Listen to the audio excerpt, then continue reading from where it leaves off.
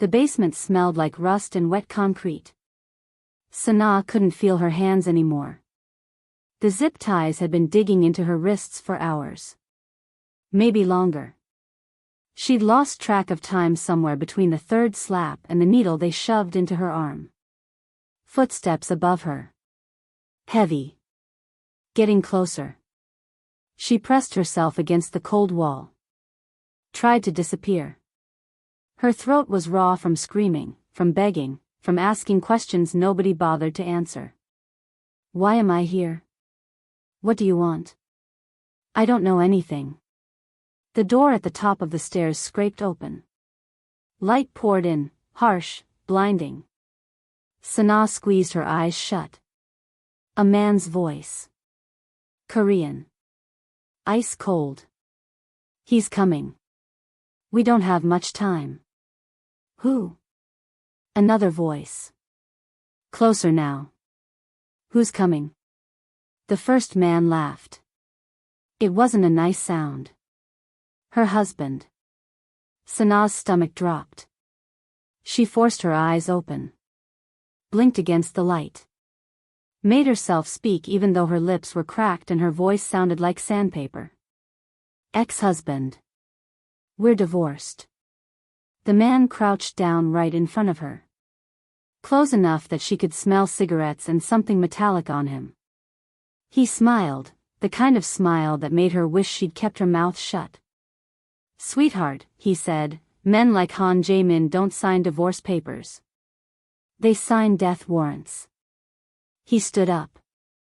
Adjusted the gun on his hip like it was nothing. And you? You just became ours. Don't blink, it gets worse. Hit subscribe so you don't miss what happens next. Now, let's rewind. 36 hours earlier. Incheon International Airport. Thursday, 6:15 p.m. Sanaa Rivers clutched her passport like it might try to escape. The immigration officer studied her photo, then her face, then the computer screen.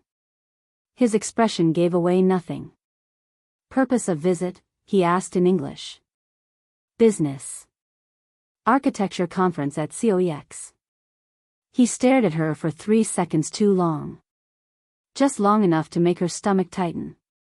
The officer stamped her passport. Handed it back. Welcome to South Korea. Sanaa nodded, shouldered her carry-on, and walked through the gate. She could breathe again. Sort of. She hadn't been back to Seoul in 3 years. 3 years, 2 months, and 17 days. Not that she was counting. Last time she'd walked through this airport, she'd been crying so hard the taxi driver had asked if someone died. In a way, someone had. Her marriage. Her life here. Everything. Sanaa joined the crowd heading toward baggage claim. Her hand went to her chest automatically, to the small lump beneath her blouse. The ring. She still wore her wedding ring on a chain around her neck. Couldn't make herself throw it away. Couldn't make herself wear it either. Pathetic, she thought. 3 years, and she was still carrying a piece of him everywhere. Outside, Seoul hit her with a wall of sensory memory. The particular smell of the air. The sound of Korean announcements over loudspeakers. The chaos of the taxi line. It all felt so familiar it hurt. She grabbed a taxi and gave the driver the hotel address. Gangnam, she said, just to be sure. Not Itaewon. Never Itaewon. That was his territory. Had been, anyway. For all she knew, he'd moved on. Expanded. Or lost everything. She didn't know because she didn't check. Ever. Not on social media, not through mutual friends. Clean break. That had been the plan. But as the taxi merged into highway traffic, her eyes scanned every black Audi they passed. Muscle memory. He always drove black Audis. Always. Stop it, she told herself. He's not looking for you. He's not thinking about you. He moved on 3 years ago. With her. The memory of those photos still felt like a knife. The woman in his office. On his desk. The sight of his hands on someone else's skin. The taxi driver tried small talk. Sanaa answered with nods and single words. He gave up after a while. She stared out the window as neon signs and skyscrapers replaced highway views. Seoul hadn't changed. But she had. 32 now. Partner track at her architecture firm in Chicago. New life.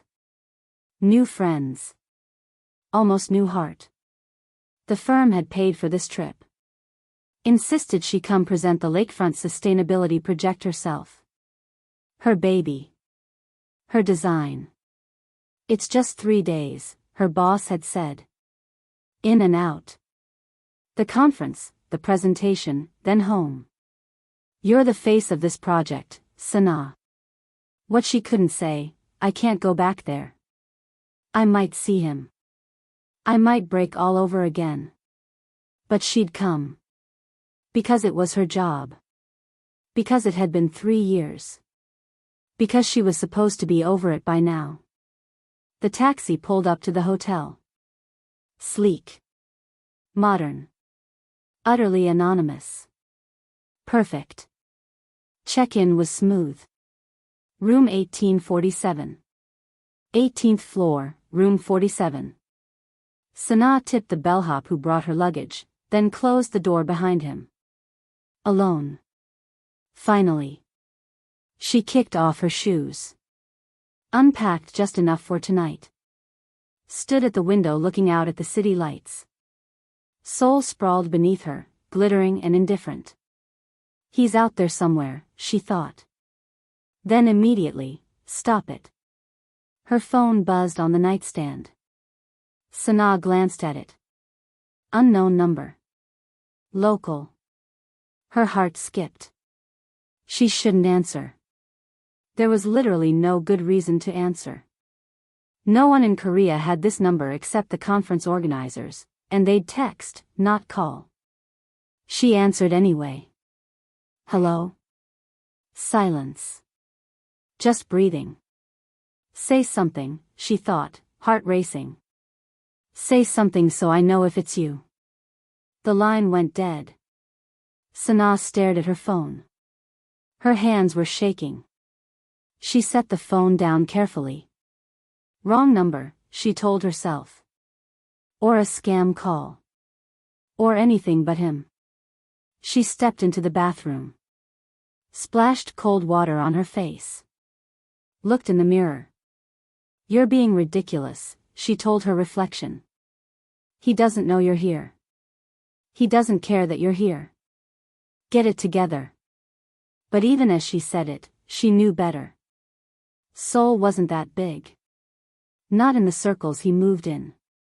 If Han Jae-min wanted to know who was coming in and out of his city, he'd know.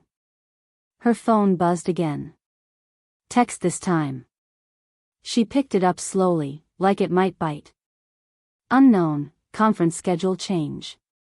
Your presentation moved to 10 a.m. Room 342. Just business. Conference organizers.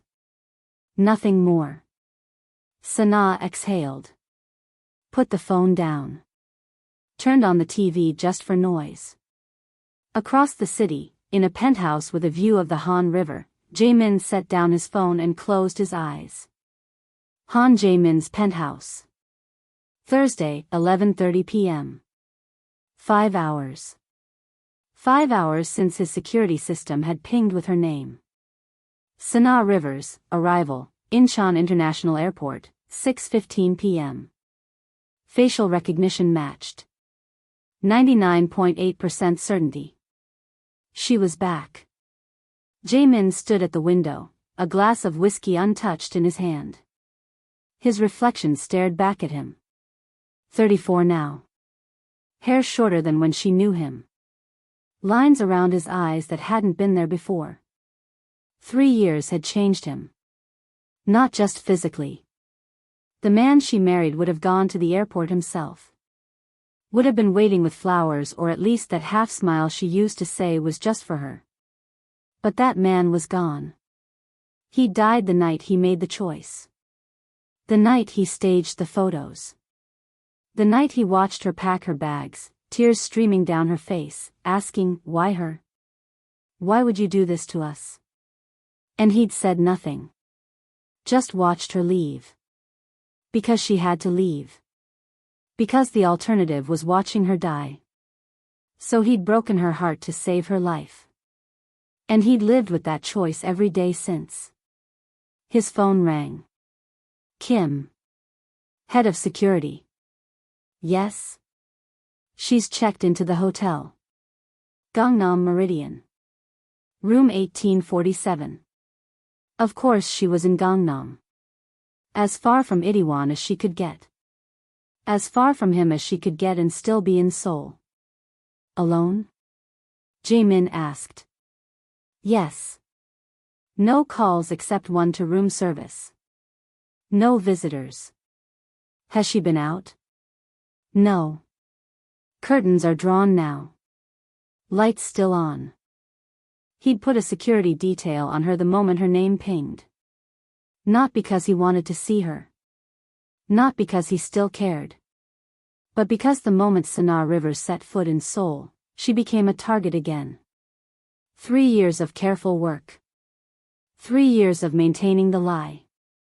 3 years of brutal, self-imposed solitude. All to keep her safe, to keep her away. And now she was back. In his city. Breathing the same air. Do we know why she's here? Jae-min asked. Architecture conference at COEX. 3-day event. Her name's on the speaker list. Work. Just work. She'd be gone again in 3 days. Keep the detail on her. No contact. Just watch. Understood. He hung up. Stared at the whiskey. Finally took a sip. His second-in-command, Kang, entered without knocking. They'd known each other long enough that knocking felt ridiculous. She's back, Kang said. Not a question. For a conference. 3 days. You called her. Jae-min didn't respond to that. He had called. Just to hear her voice. Just to know if she'd answer a Korean number. She had. And he'd said nothing. Does anyone else know she's here? Jae-min asked. No reason they would. She's using her maiden name. Staying in Gangnam. No connection to you on paper. On paper, Jae-min repeated. But if someone's watching me. No one's watching you. The truce has held for 3 years. The Park family is focusing on Busan. The Choi group is dealing with internal problems. And Bae's operation is a shadow of what it was. Bae, Jae-min said softly. The name still made his jaw clench. Bae hasn't made a move against us since the agreement. He's too busy with his side businesses. Human trafficking. Drugs. The filthiest parts of the underground economy. The parts Jae-min had systematically excised from his own operation over the last 5 years, much to the confusion of the old guard. I don't trust him, Jae-min said. You don't have to trust him. You just have to maintain the truce. Which means not doing anything stupid. Kang paused. Like going to see her. Jae-min finally turned from the window. I'm not going to see her. But even as he said it, he knew it wasn't entirely true. He wouldn't approach her. Wouldn't speak to her. But he needed to see her. Just once. From a distance. Just to know she was okay. Good, Kang said, seeming satisfied. Because the last thing we need right now is complications. The real estate deal closes next week. The import licenses come through next month. Everything is finally stable. Stable. The word felt hollow. Nothing had felt stable since she left. But he nodded anyway. I know. I won't disturb anything. Kang left, and Jae-min returned to the window. Somewhere out there, 6 kilometers away, Sanaa was probably sleeping. Or trying to. She never slept well in hotels. She'd be gone in 3 days. Back to her life in Chicago. Safe. Far away from him and the danger he represented. All he had to do was stay away. Let her give her presentation. Let her leave. Go back to the careful distance he'd maintained for 3 years. Simple. But as he finished his whiskey, Jae-min knew. Nothing about Sanaa Rivers had ever been simple. And nothing about her return would be, either. The bottle of whiskey sat on Jae-min's desk, next to a stack of financial reports. 2 fingers left. He hadn't meant to drink this much, but thinking about Sanaa always led to drinking. Old habit. On his computer screen, a surveillance feed showed the exterior of the Gangnam Meridian Hotel. 18th floor. Her lights were still on. She always was a night owl. His phone buzzed with a message from the security team. Subject ordered room service. Still no visitors or outgoing calls. Jae-min closed the feed. Unlocked his desk drawer. Removed a small wooden box. Inside, a woman's ring. Platinum band, single diamond. Nothing flashy. Sanaa had always preferred simple. If it's too big, I can't wear it while drafting, she'd said. He ran his thumb over the smooth metal. 3 years. He'd kept her ring all this time, telling himself he was just storing it. That someday, when it was safe, he'd find a way to return it. A lie, of course. He kept it because it was hers. Because he couldn't bring himself to lock away that last piece of their life together. A knock at the door. Jae-min slipped the ring back into the box back into the drawer. Locked it. Come in. Park Min-ho entered, tablet in hand. Head of digital security. Young, but brilliant. The kid could hack anything with a circuit board. Sir, we have movement. Park handed him the tablet. Immigration just cleared a known associate of the base syndicate. Arrived from Tokyo 30 minutes ago. Jae-min studied the image. Young Tae-sung. Bay's enforcer. Hadn't been in Seoul for at least 2 years. Not since the truce. What's the connection? Jae-min asked, though he already felt it forming in his gut. A cold, sick certainty. Maybe nothing, Park said, not sounding convinced. Could be coincidence. Jae-min had built an empire on 3 principles. Nothing is coincidence. Trust no one completely. Always be prepared for betrayal. Where is he now? Our people lost him after he got into a car outside the airport. Black sedan, tinted windows, no plates. Find him. Jae-min handed back the tablet. And double the detail on Ms. Rivers. Park's eyebrows lifted slightly. You think she's the target? I think Bay never does anything without purpose. Jae-min's voice was flat. And I don't believe in coincidences. After Park left, Jae-min called Kang. No answer. He tried again. Still nothing. Unusual. Kang always answered. Jae-min poured the last of the whiskey. Considered the possibility he was overreacting. Sanaa was here for a conference. Tae-sung was probably here for some base syndicate business. 2 separate events. The intercom buzzed. Sir, Mr. Kang has arrived. Send him up. Jae-min moved to the living room. Floor-to-ceiling windows showcased Seoul's skyline. The Han River snaked through the city like a black ribbon threaded with lights. Kang entered, still wearing the same suit from earlier.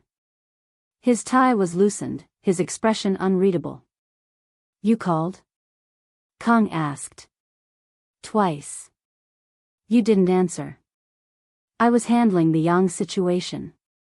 Kang's tone suggested Jae-min should remember what that meant. The Yang situation. Right. A business partner getting too curious about their overseas accounts. Nothing serious, but annoying enough to require attention. Young Tae-sung is in Seoul, Jae-min said, watching Kang's face carefully. Nothing. Not even a flicker. Either Kang already knew, or he was genuinely surprised but hiding it well. When? Tonight. 30 minutes before I called you. Kang frowned slightly. That's unexpected. Is it? What are you suggesting? Jae-min moved to the bar, set down his empty glass. Nothing. Just stating facts. Sanaa returns to Seoul after 3 years. Hours later, Bae's enforcer appears. I don't like coincidences. She's been gone 3 years, Kang said carefully. Most people don't even remember the connection. Bae would remember. Bae has been quiet. Respecting the arrangement. Arrangements change. Kang sighed, rubbed his jaw. What do you want me to do? Find out why Tae-sung is here. Increase security at all our locations. And put our best people on Sanaa's hotel. And if Bae makes contact? He won't, Jae-min said. That's not how he works. If he's planning something, we won't know until it happens. All this for an ex-wife? Kang's tone was mild, but the question hung in the air. Jae-min looked at him. Really looked at him. Kang had been with him for 10 years. Through his father's death. Through the restructuring of the organization. Through the marriage. Through the divorce. Kang knew exactly why Sanaa mattered. Why she would always matter. Just do it, Jae-min said. Kang nodded once, then left. Alone again, Jae-min returned to his desk. Opened the surveillance feed. Her lights were off now. She was sleeping. Tomorrow, she'd wake up. Go to her conference. Give her presentation. Maybe do some shopping or sightseeing. Normal things. And in 3 days, she'd leave Seoul and go back to Chicago. If he did his job right, she'd never even know he was watching. Never know he was protecting her. Never know anything had changed. That was the plan, anyway. But as Jae-min finally went to bed at 2 a.m., he couldn't shake the feeling that plans were about to change. For all of them. Hey, hold up. If you're feeling the tension building right now, if you're already wondering how Jae-min and Sanaa's paths are going to cross again, hit that subscribe button right now and let me know in the comments where you're watching from. Trust me, what happens next is even more intense. Sanaa checked her reflection in the bathroom mirror the next morning. Dark circles under her eyes, despite the concealer. She'd barely slept. Kept dreaming of him. Of them. Of before. Professional mode now. Navy pantsuit. Hair pulled back. Minimal jewelry. The thumb drive with her presentation felt heavy in her pocket. The conference hall buzzed with activity. Architects, designers, developers, the usual crowd.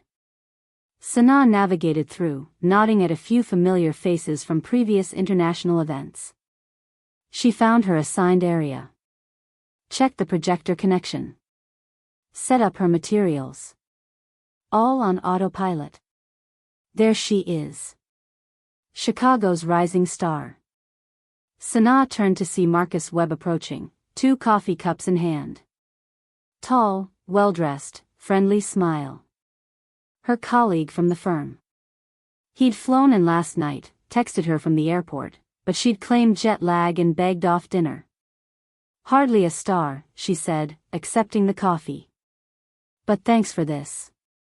I need it. Rough night, he asked, leaning against the table. Jet lag. The lie came easily. Better than the truth. I couldn't sleep because my ex-husband might know I'm here and it's tearing me apart even though it shouldn't because it's been 3 years and I'm supposed to be over it. Well, you look amazing, Marcus said. As always. The compliment felt like it was searching for a response. Marcus had been casually asking her out for months. Nice guy. Handsome. Successful. Completely unable to take a hint. Is the client rep here yet? She asked, deliberately changing the subject. Marcus accepted the pivot. Not yet. But the Korean development group has 2 people in the front row. Great. I should review my notes one more time. She busied herself with her tablet, and Marcus eventually drifted away to network. She felt a moment of guilt. He really was nice, but she didn't have the emotional bandwidth for his attention right now. As she scrolled through her presentation, she felt it. That prickling sensation on the back of her neck. Like being watched. Sanaa glanced up, scanning the crowd. There. By the entrance. A man in a dark suit, Korean, mid-30s. Standing too still. Looking directly at her. Their eyes met across the conference hall. Something like recognition flickered in his gaze. Sanaa looked away quickly. Checked her phone. Pretended to be busy. When she looked up again, he was gone. Just someone from one of the Korean firms, she told herself. Or conference security. Or literally anyone else. But deep down, she knew. He was one of Jae-min's men. Had to be. The way he stood.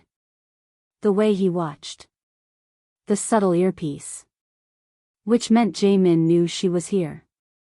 Which meant Jae-min cared enough to have her watched. The thought shouldn't have sent a jolt through her system.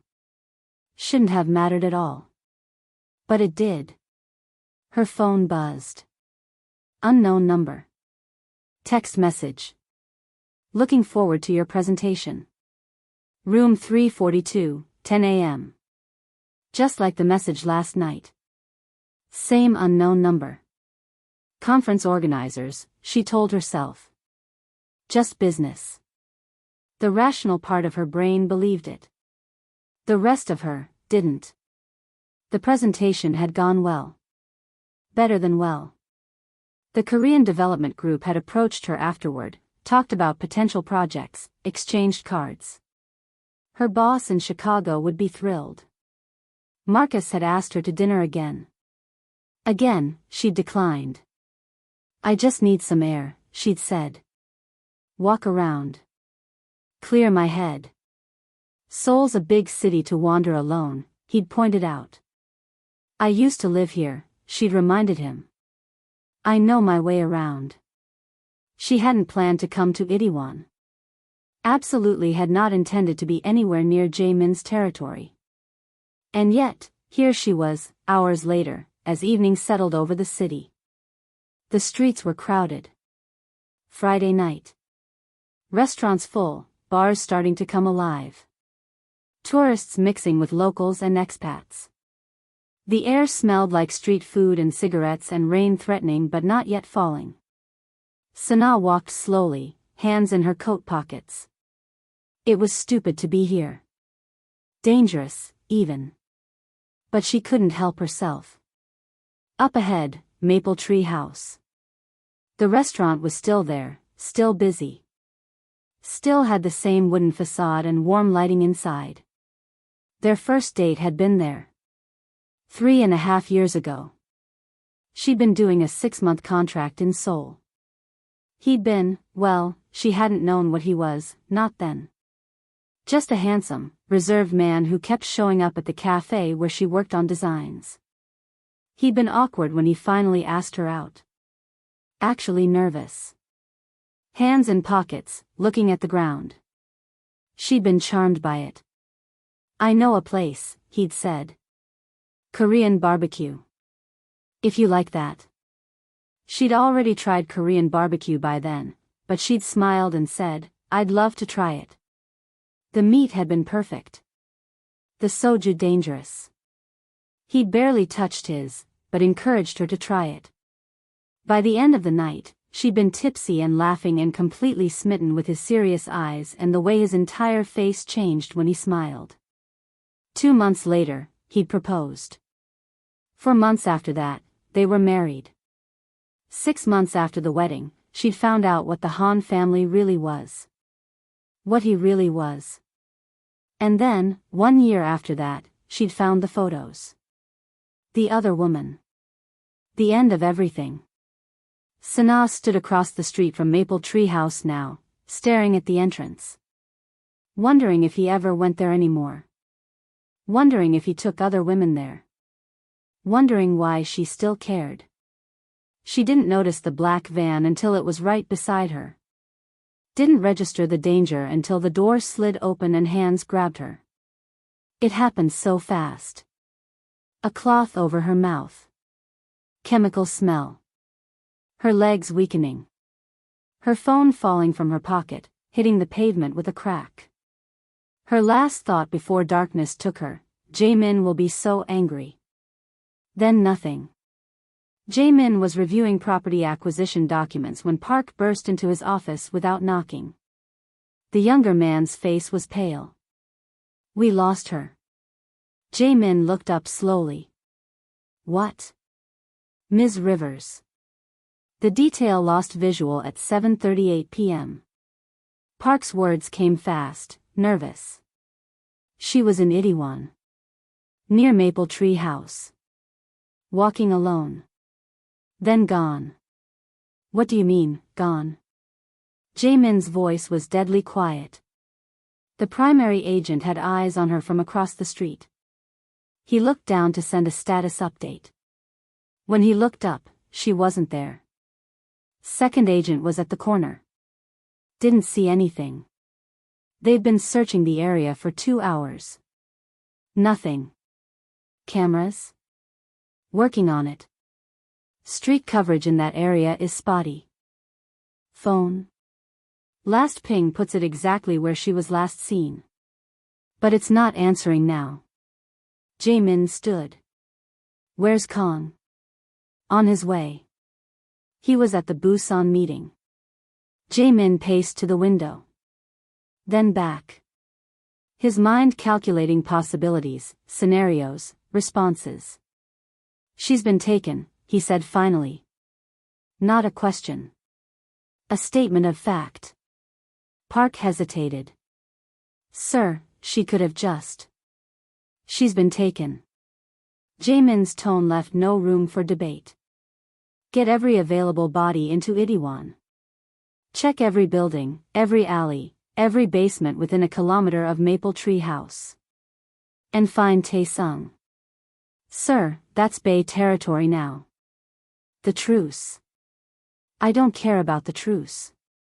The words were soft but vibrated with barely controlled fury. "Find her." Park nodded once, then left. Jae-min gripped the edge of his desk. Breathed. Focused. Sanaa was in Itaewon. Near Maple Tree House. Their place. She'd gone there deliberately. After all this time, she'd gone back to where they began. And someone had taken her. Right out from under his security's nose. The intercom buzzed. "Sir, Mr. Kong has arrived." "Send him in." Kong entered, still in his travel clothes. He looked concerned, but not alarmed. "I came as soon as I heard," he said. "What do we know?" "Nothing." Jae-min's jaw was tight. "She disappeared from Itaewon 2 hours ago. No trace. No contact. Your men are searching?" "Everyone." Kong approached carefully, like someone approaching a wounded animal. "Jae-min. I have to ask. Is it possible she just left? Went somewhere on her own? Maybe met someone? In Itaewon? Our territory? Without her phone?" Jae-min shook his head. No. She was taken. And I know who has her. Bae, Kang said. Who else? But why? After 3 years of peace, why would he risk everything to take your ex-wife? Because she's back. Because she matters to me. Because he's a sadistic piece of. Jae-min cut himself off. Inhaled. It doesn't matter why. All that matters is finding her. If you mobilize in Itaewon, you'll break the truce. I don't care about the truce. Jae-min. She's my wife. Ex-wife, Kang corrected gently. Jae-min turned to look at him. Whatever Kang saw in his eyes made him take a step back. Find her. Kang opened his mouth to respond, but was interrupted by Jae-min's phone buzzing. Unknown number. Jae-min snatched it up. Text message. A photo loaded. Sanaa. Unconscious. Zip ties on her wrists. Abasement. Text beneath the image. She looks just like she did on your wedding day. Minus the dress. Then another message, 48 hours. Then we send her back in pieces. Jae-min stared at the phone. His hand was steady. His heart was not. Kang. Yes? Wake everyone up. We're going to war. The Han building rose 20 stories above Gangnam, all glass and steel, the epitome of legitimate business. Floor after floor of lawyers, accountants, investment managers. Corporate reputation impeccable. Stock performance excellent. Board of directors powerful. All of it a carefully constructed facade. The real business happened 3 floors below street level, behind keycard access, retinal scanners, and armed guards who'd never appeared on any official payroll. Jae-min strode through the underground complex, Kang 2 steps behind. Staff scrambled out of his way. No one spoke. No one needed to. They all knew that look. The last time he'd worn it, 3 people had disappeared permanently. The war room was already active. Screens covered the walls, surveillance feeds, maps of Seoul with blinking indicators, data flowing faster than most people could process. 20 of his top people waited in silence. Security chiefs. Tech specialists. Field commanders. All summoned from dinners, beds, private lives. Jae-min didn't waste time on greetings. He pulled up the photo on the main screen. Sanaa. Unconscious. Bound. Find her, he said. You have 46 hours. The room exploded into controlled chaos. Teams dividing tasks. Analysts at keyboards. Security personnel checking weapons. Park approached with a tablet. Sir, we traced the message source as far as possible. The number belongs to a burner phone activated today. Last signal came from here. He pointed to a map of Itaewon. But it's been dark since sending the photo. What about the photo itself? Metadata? Stripped clean. Professionally. But. Park hesitated. What?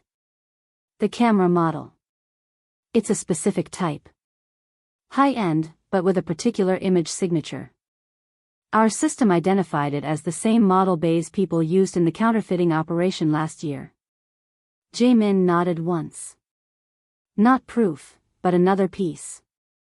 Across the room, a woman raised her hand. Lee Soo-jin. Head of street-level intelligence. Former National Intelligence Service analyst until Jae-min had doubled her salary 5 years ago. A contact saw a black van in the alley behind the Thai restaurant. 3 buildings from Maple Tree House. No plates, but he caught a partial view of the driver. Matches the description of a Bae enforcer. Time?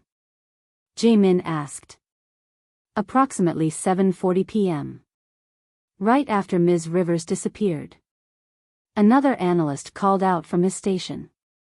We've got a vehicle match. Black Hyundai van, custom windows. Registration links to a cleaning company that's a known Bayfront. Jae-min turned to his security chief. Do we have anyone inside Bay's organization? The man shook his head. Not since the truce. We pulled all our people as agreed. And that, Kang said quietly, is why truces are dangerous. They make you complacent. Jae-min didn't respond to that. Just turned to the room at large. I need locations. Every Bay property in Seoul. Every front business. Every safe house. A list appeared on the main screen. Dozens of addresses. Too many to search in the time they had. We need to narrow it down, Kang said. They wouldn't take her far, Jae-min said. Not from Itaewon. Too risky. Especially if they were being watched. Our people lost them, Park pointed out. But they wouldn't know that immediately. Jae-min studied the map. Focus here. Within a 3-kilometer radius of the abduction site. The map zoomed in. Red dots highlighted Bay-connected properties. Still too many. What would they need? Jae-min thought aloud. Someplace quiet. Private. Where they could hold someone without attracting attention. A basement, someone suggested. Most commercial buildings in that area don't have basements, Lee Soo-jin said, consulting her tablet. Some do, Kang countered. Older buildings. Pre-90s construction. Cross-reference, Jae-min ordered. Bay properties with basement levels. Eliminate anything with heavy foot traffic or residential units above. The map refreshed. 5 red dots remained. There, Jae-min said, a cold certainty settling in his gut. She's at one of these 5. Sir, Park said hesitantly, we don't have enough personnel to hit all 5 simultaneously without thinning our security elsewhere. I don't care about elsewhere. Jae-min's voice was flat. Pull everyone. I want teams at all 5 locations in 30 minutes. Jae-min. Kang's voice was low, meant for him alone. Think about this. If we move against Bay properties in force, we're not just breaking the truce. We're declaring war. All our legitimate businesses could be at risk. The other families might get involved. Jae-min finally looked at him. It's Sanaa. Those 2 words contained everything. Their history. The sacrifice. The 3 years of emptiness. The one line he would never let anyone cross. Kang held his gaze for a moment, then nodded once. He understood. I'll coordinate the teams, he said, turning away. Wait a second, I need to pause this story real quick. If you're feeling that tension, if you're thinking about what you'd do if someone you loved was in danger, even someone you pushed away to protect them, then you're exactly who I make these stories for. So if you're invested in what happens next, take 2 seconds to smash that subscribe button and drop a comment letting me know where you're watching from. Jae-min returned to the map, staring at the 5 red dots. 5 possibilities. 5 chances to find her. 5 ways this night could end. He just needed one. Park, he said, the phone. Sanaa's phone. You said the last ping was from where she disappeared? Park nodded. Yes, sir. We tried calling it, but no answer. Likely damaged or destroyed. Or dropped, Jae-min murmured. Check with our people on the ground. See if anyone found a phone in that area. As Park hurried away, Jae-min felt something cold and clear crystallizing inside him. The same feeling he'd had the day he took over the family business. The day he buried his father. The day he discovered that Sanaa had been targeted. Clarity of purpose. Absolute certainty. The knowledge that whatever happened next, whatever it cost, he would see it through. Sir, an analyst called, we have movement at 2 of the locations. Vehicles matching base syndicate descriptions arriving at both. Jae-min looked up at the screen. 2 of the red dots were pulsing now. Prepare 2 teams, he said. I'll lead Alpha Team myself. The room went silent. Sir, his security chief began, protocol dictates. I know what protocol dictates. Jae-min cut him off. And I don't care. I'm going. No one argued further. They knew better. Kang approached again. Alpha Team will be ready in 15 minutes. But, Jae-min, he lowered his voice, are you sure about this? If something happens to you, nothing will happen to me. You haven't been in the field for years. Some things you don't forget.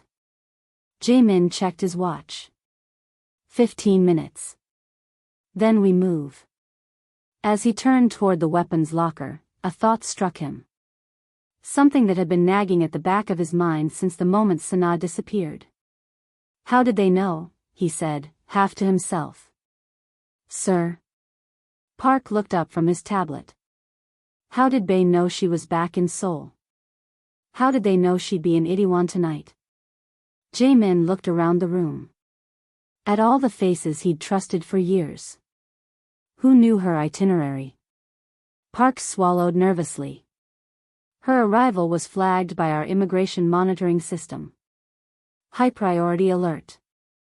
Only senior staff have access to those alerts. Who, specifically? Yourself. Mr. Kang. Ms. Lee. The security team leads. Maybe a dozen people total. Jae-min nodded slowly. And her being in Itaewon tonight? That wasn't planned, as far as we know. She left her hotel alone. Took a taxi. Our detail followed. So the kidnapping might have been opportunistic. Bae's people could have been watching her hotel, followed her just as Jae-min's people had. Or someone in his organization had leaked the information. Someone with access. Someone close. Jae-min looked at Kang, who was coordinating with the tactical teams. His second in command. His right hand for a decade. The man who knew everything. The thought was like acid. Corrosive. Dangerous. But he couldn't afford to indulge suspicion now. Not when Sanaa needed him. Later, when she was safe, he would find the leak. And he would deal with it personally. Sir, Park called, excitement in his voice, we've got something. A street vendor found a phone near the abduction site. Cracked screen, but intact. Our person on the ground just confirmed, it's the same model as Ms. Rivers. Get it. Now. Jae-min felt a surge of something like hope. If it's still functional, we can extract the last GPS data. Maybe see where she was headed. For the first time since receiving the photo, Jae-min allowed himself to think they might actually find her in time. The basement smelled like mold and something metallic. Blood, maybe. Sanaa wasn't sure anymore. Her thoughts kept slipping sideways, the drug making everything blur at the edges. The zip ties had cut off circulation to her hands. She couldn't feel her fingers anymore. Just dull throbbing where her wrists were bound to the radiator pipe. Above her, music played faintly. Korean pop. The steady thump of bass. A business, maybe. A club or restaurant still operating while she was trapped beneath. Focus, she told herself. Stay calm. Assess. She'd been walking near Maple Tree House. The black van. The cloth over her mouth. Chloroform, probably. Her phone, she remembered it falling. How long had she been here? Hours, at least. Her clothes were the same, but her coat and shoes were gone. The floor was cold against her stockinged feet. Jae-min will come. The thought rose unbidden, instinctive. She pushed it down. Jae-min didn't know she was missing. Jae-min didn't care what happened to her. Jae-min had moved on 3 years ago. And yet, that man at the conference. Watching her. And the mysterious text messages. Did Jae-min know she was in Seoul? Was he having her followed? The door at the top of the stairs opened.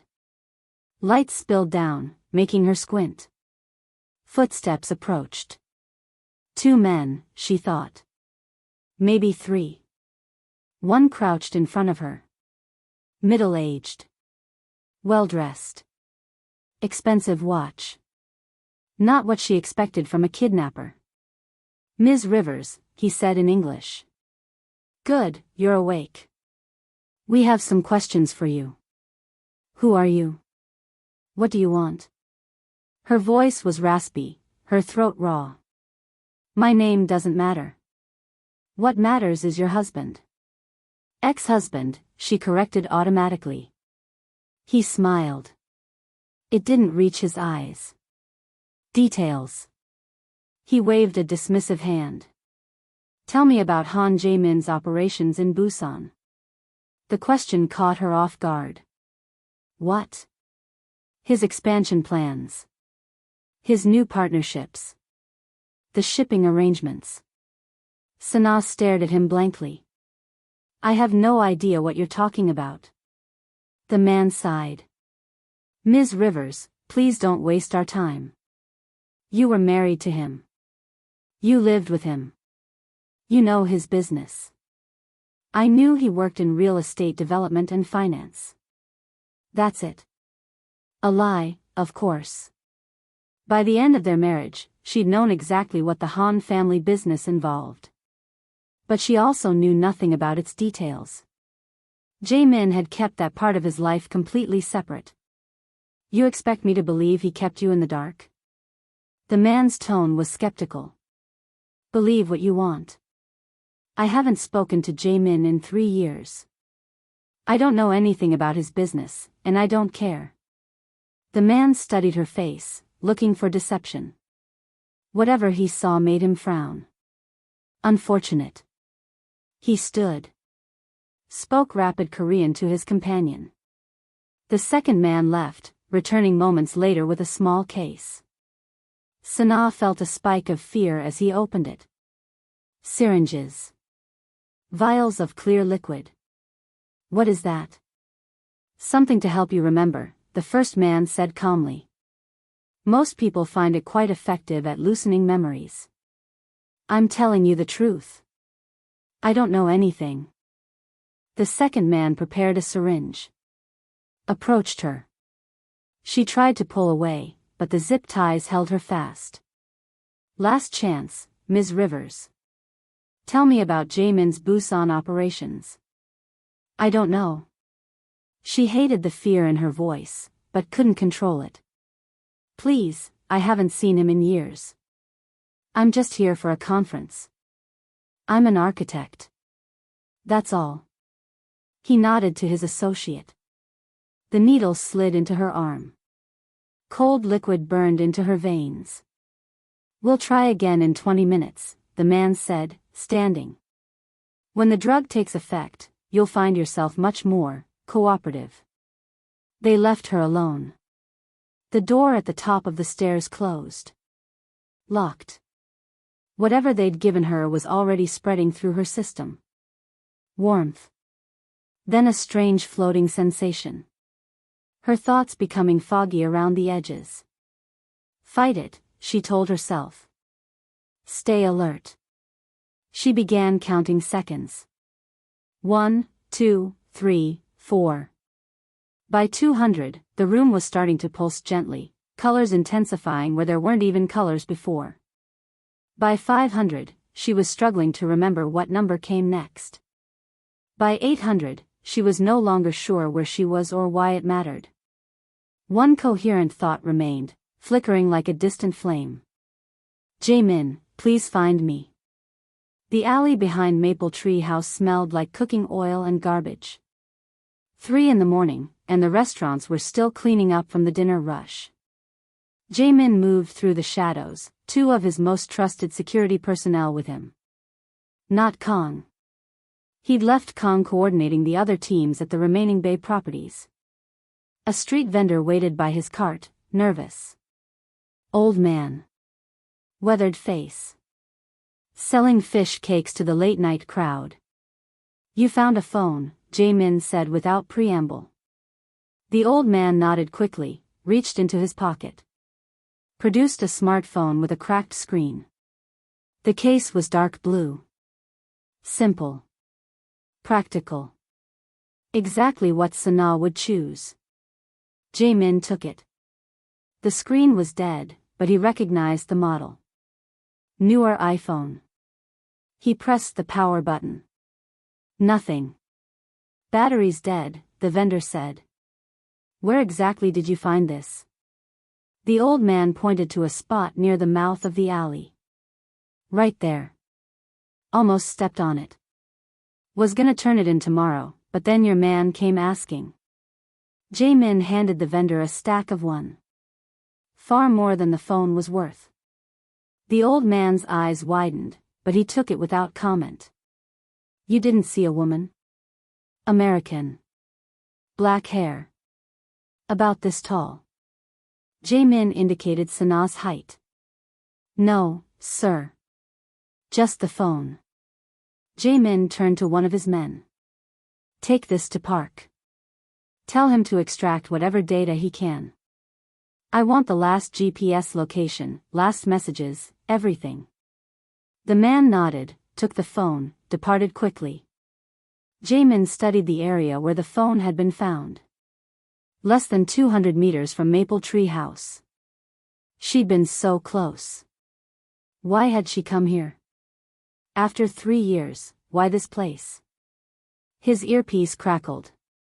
Sir, Team Bravo has cleared the first location. Negative contact. Proceeding to secondary target. 1 down. 4 to go. His phone buzzed. Park. What do you have? Jae-min asked. The phone is definitely Ms. Rivers. We pulled the last GPS ping. It puts her exactly where the vendor found it. But here's the interesting part, she was looking up directions to an address 3 blocks from Maple Tree House. Commercial property. Currently listed as under renovation. Send me the address. His phone chimed with the information. Jae-min studied it, frowning. This isn't on our list of Bay properties. No, sir. It's registered to a shell company. We're still tracing ownership, but preliminary findings suggest it links back to a shipping conglomerate that might be connected to Bay's import operations. Jae-min was already moving, gesturing for his remaining guard to follow. Direct Alpha team to this location. Tell them to maintain perimeter positions only. No engagement until I arrive. Sir, protocol. Just do it. He ended the call. Checked his weapon, a 9mm with a sound suppressor. Secure in its shoulder holster. The address was a 7-minute walk. He covered it in 4. The building was nondescript. 3 stories. Old construction. Retail space on the ground floor, offices above. Windows covered with brown paper. Renovation in progress, signs in Korean and English. No visible security. No cameras. Nothing to suggest it was anything but what it claimed to be. Except for one detail. A sliver of light from a basement window. Just a crack where a blackout curtain didn't quite cover the glass. And now, standing still, Jae-min could hear it. Faint music from inside. Not a renovation. A business of some kind. Operating quietly. Off the books. His earpiece crackled again. Alpha team in position. 6 men. Building perimeter secured. Jae-min touched his earpiece. Hold positions. I'm going to reconnoiter the entry points. Sir, wait for the team.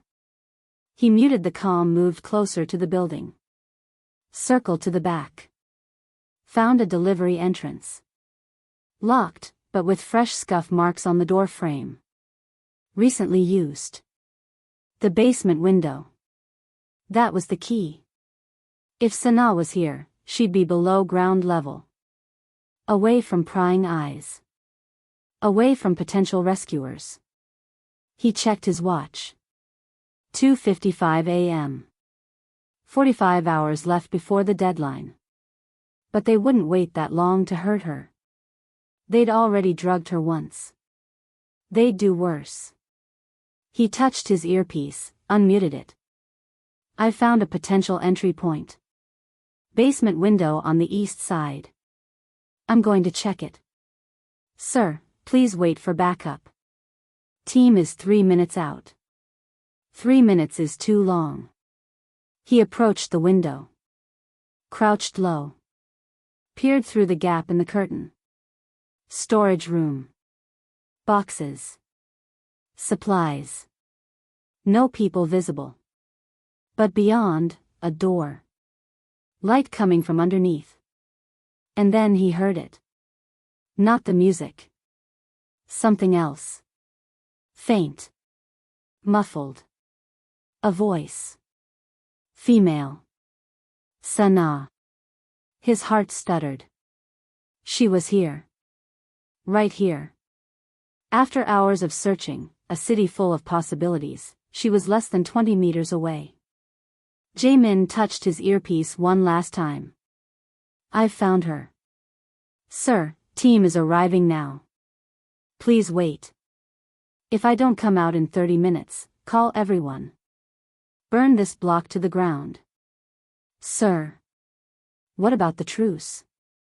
Jae-min looked at the building. Somewhere inside, Sanaa was hurt, scared, waiting. What truce, he said. And then he walked toward the door. Jae-min slipped through the delivery entrance, gun drawn but held low. The ground floor was pitch black except for the thin beam from his tactical flashlight. He moved like a ghost, each footstep silent on the dusty concrete. The building was supposedly under renovation, but Jae-min could tell no work had happened here in months. Plastic sheets hung from exposed beams. Tools sat abandoned in corners, covered in dust. Perfect cover for something illegal. His training kicked in automatically. Check corners. Clear rooms. Watch for tripwires. Listen for voices or movement. The first floor was empty. Just a big open space with construction debris and half-demolished walls. The silence felt heavy, interrupted only by the faint thump of music from somewhere below. He found a stairwell near the back. Security cameras should have been here, but there were only empty brackets. Someone had removed them recently. Sloppy. The kind of mistake Bay's people sometimes made. At the bottom of the stairs, a hallway stretched into darkness.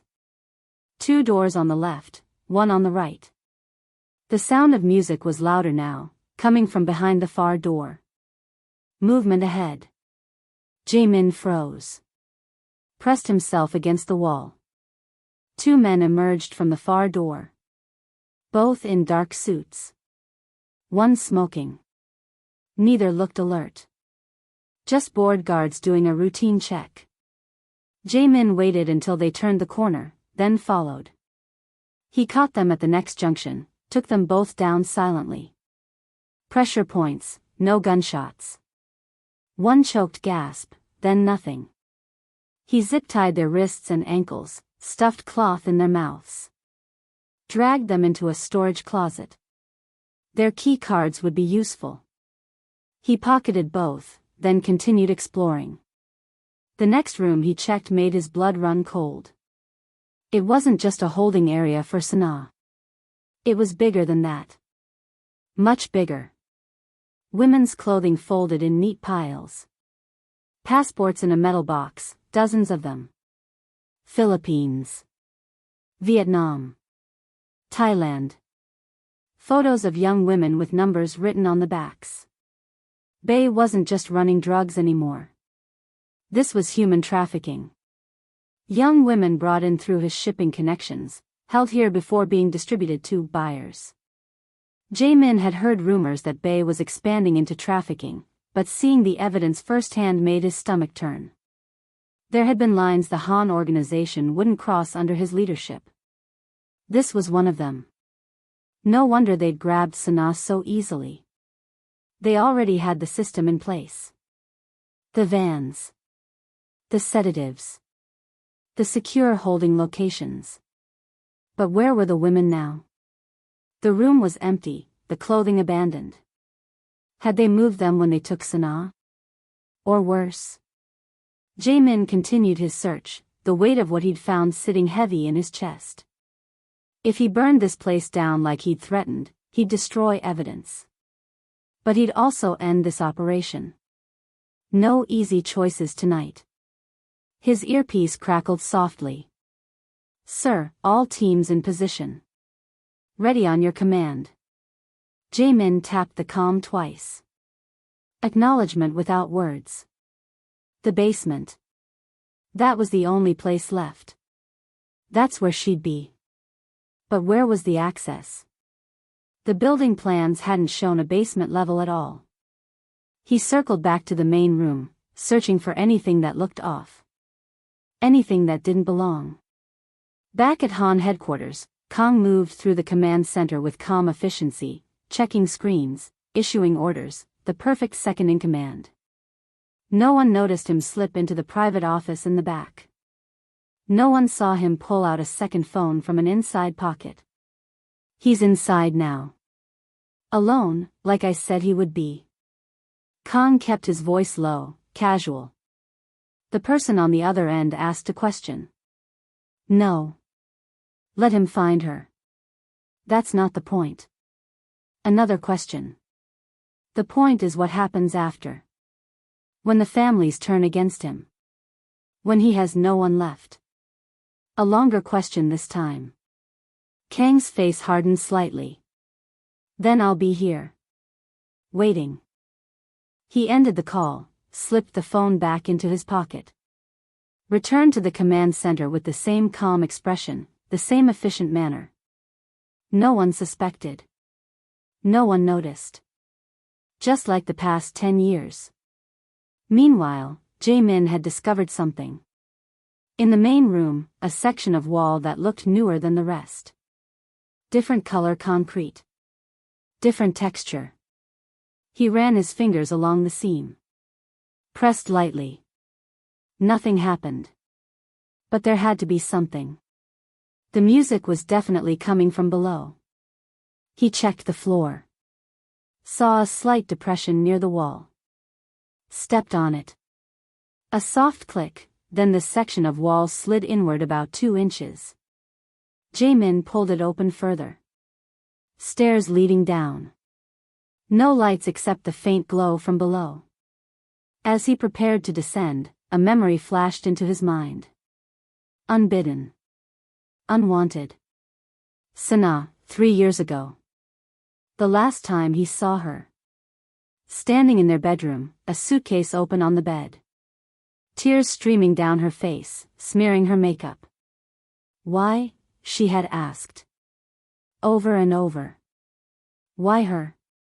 Why would you do this to us? He hadn't answered.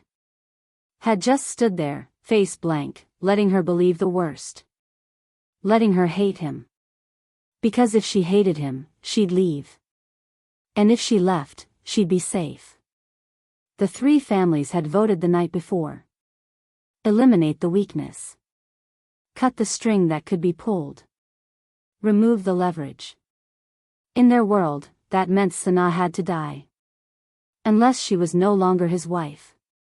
Unless she was gone, out of Korea, out of their reach. So he'd staged the affair. Hired the woman.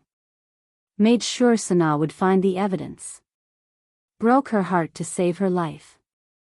And now she was back. In danger again. Because of him. Jae-min pushed the memory away. Focused on the moment. On the mission. On getting her out alive. He started down the stairs, each step careful and deliberate. The music grew louder. Some Korean pop song he didn't recognize. At the bottom, a narrow corridor stretched into shadow. A single light burned halfway down, illuminating peeling paint and exposed pipes. Voices up ahead. Jae-min pressed himself against the wall, listening. Two men talking in Korean. Guards, from their casual tone. Boss said the husband would come. Said it like he knew. How would he know? Someone inside. That's what I heard. Same person who told them she was coming to Seoul. Who? Don't know. Don't want to know. Jae-min felt a chill run down his spine. A leak. Someone inside his organization had told Bae that Sanaa was in Seoul. Someone with access to that information. The security system had flagged her at immigration. High priority alert. Only senior staff had access to those alerts. Kang had access. The thought formed and crystallized with terrifying clarity. Kang. His right hand. His most trusted advisor. The man who'd been with him through everything. Could it be? After 10 years? But who else knew she was coming? Who else had questioned the need to protect her? Who else had tried to talk him out of breaking the truce? Jae-min filed the suspicion away. He couldn't act on it now. Not without proof. Not while Sanaa was still in danger. He continued down the corridor, moving like a shadow. Two more guards ahead, standing outside a heavy metal door. The kind used for cold storage or secure rooms. She'd be behind that door. Had to be. Jae-min assessed the situation. Two armed men. No silencer on his gun, so shooting would alert others. Had to be hand to hand. He pulled back slightly, thinking. Needed a distraction. His fingers found a loose piece of concrete on the floor. About the size of a golf ball. Perfect. He tossed it down the hallway he'd just come from. It hit with a sharp crack that echoed in the narrow space.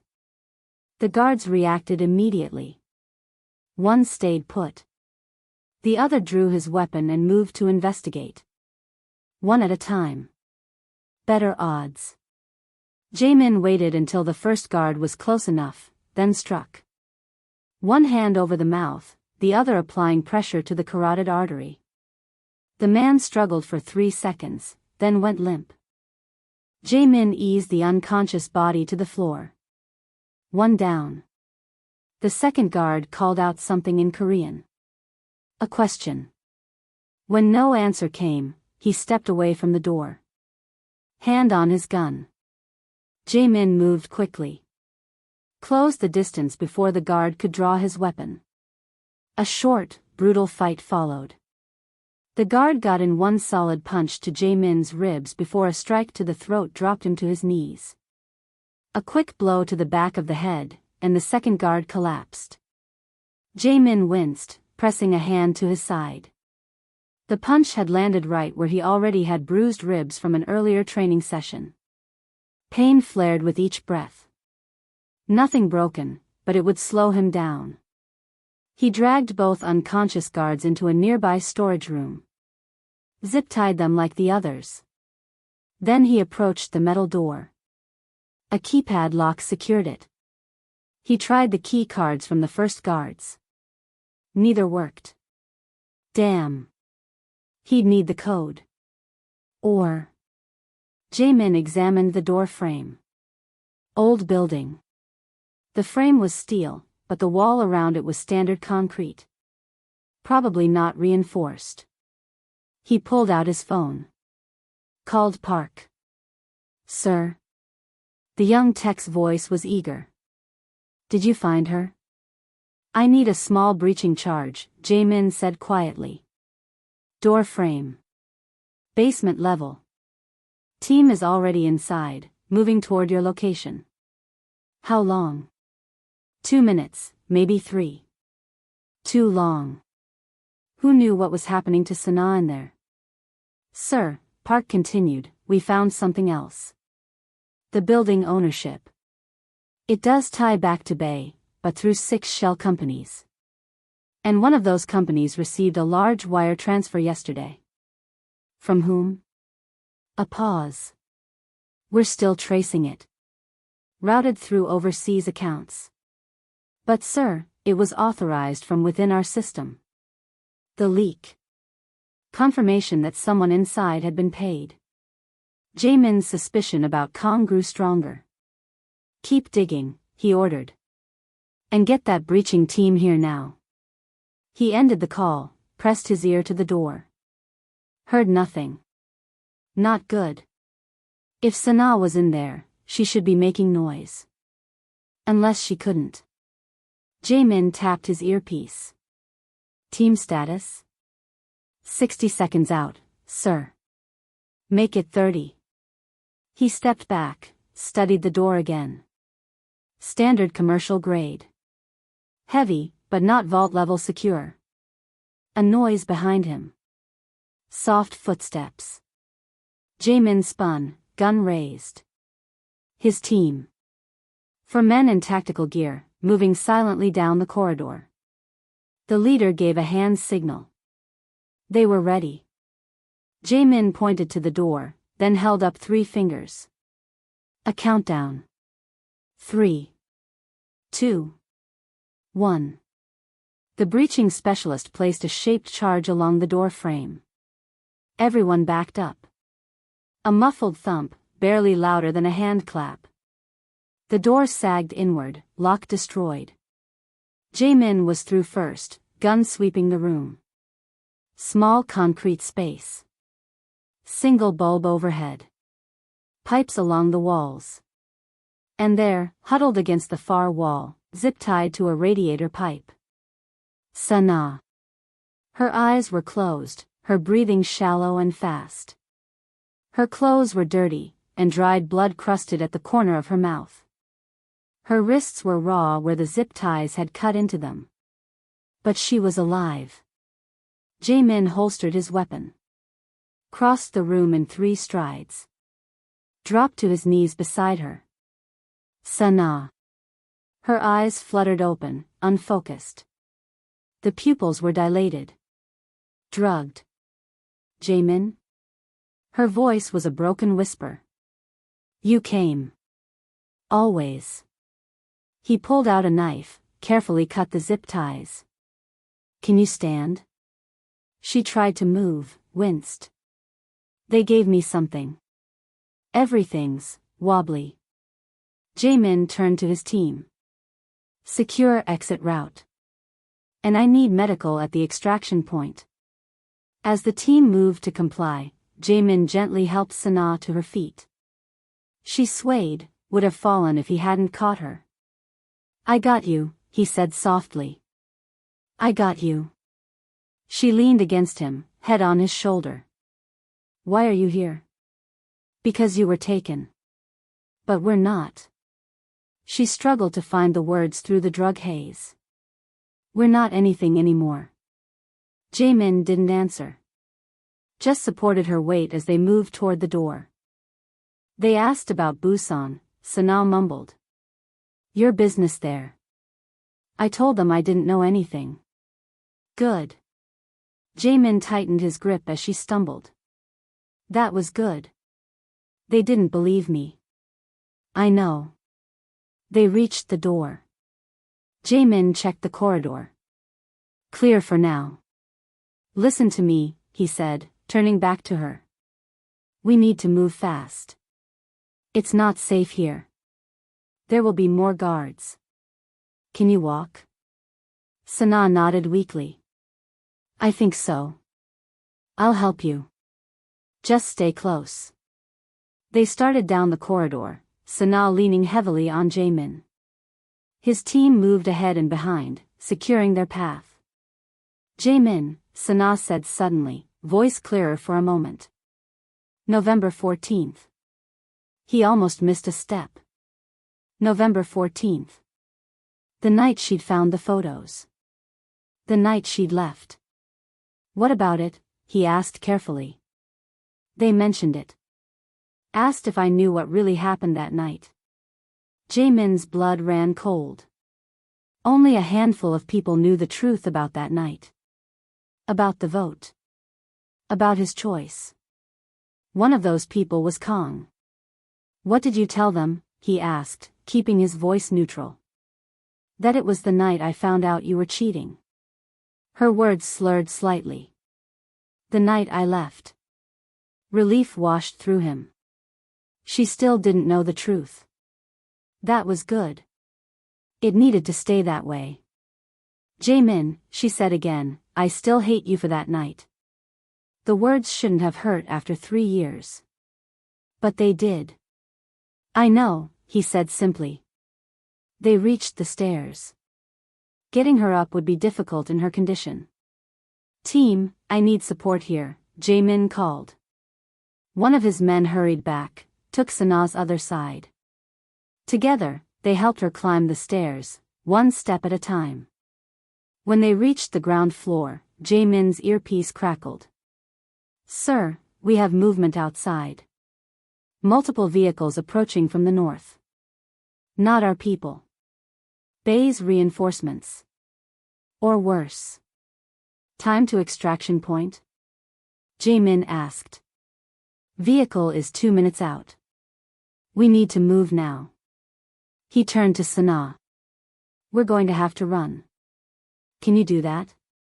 She stared at him, trying to focus. I'll try. It would have to be enough. Jae-min picked her up, one arm under her knees, the other supporting her back. She was lighter than he remembered.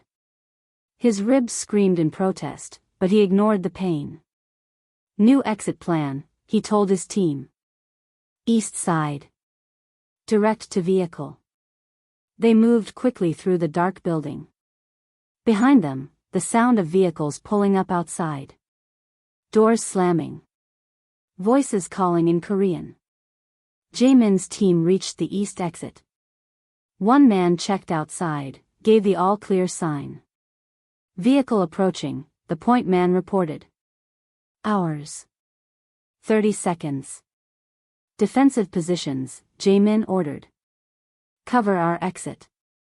He looked down at Sanaa, still in his arms. Her eyes were closed again, her breathing shallow. Whatever they'd injected her with was taking a stronger hold. Not good. Sanaa, he said urgently. Stay with me. We're almost out. Her eyes opened slightly. You're really here. I'm really here. I dreamed this. Her words were barely audible. That you'd come. That you'd find me. Before Jae-min could respond, gunfire erupted from the front of the building. His team instantly went on alert.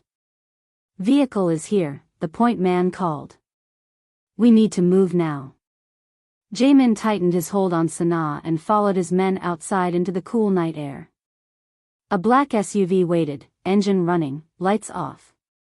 The back door opened as they approached. More gunfire from the front of the building. Someone shouted in Korean. Orders to spread out, to find the intruders. They were running out of time.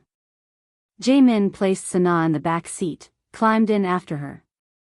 His team piled in, the last man barely inside before the driver floored it.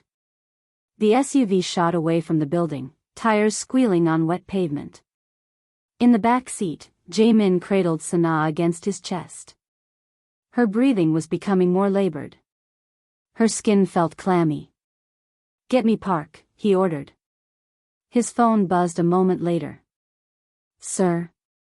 Did you get her? Yes. But she's been drugged. Heavily. I need to know what with. Can you get into their system? Security footage, medical supplies, anything? Working on it now. But sir, there's something else. The wire transfer. We traced it partway. Jae-min waited, already knowing what was coming. It leads back to an account we've flagged before. One we suspected was being used by someone inside our organization. Who? Park hesitated. Sir, I think it's Kong. The SUV raced through the empty streets of Seoul, tires hissing on wet pavement. Jae-min cradled Sanaa against his chest, feeling each shallow breath she took.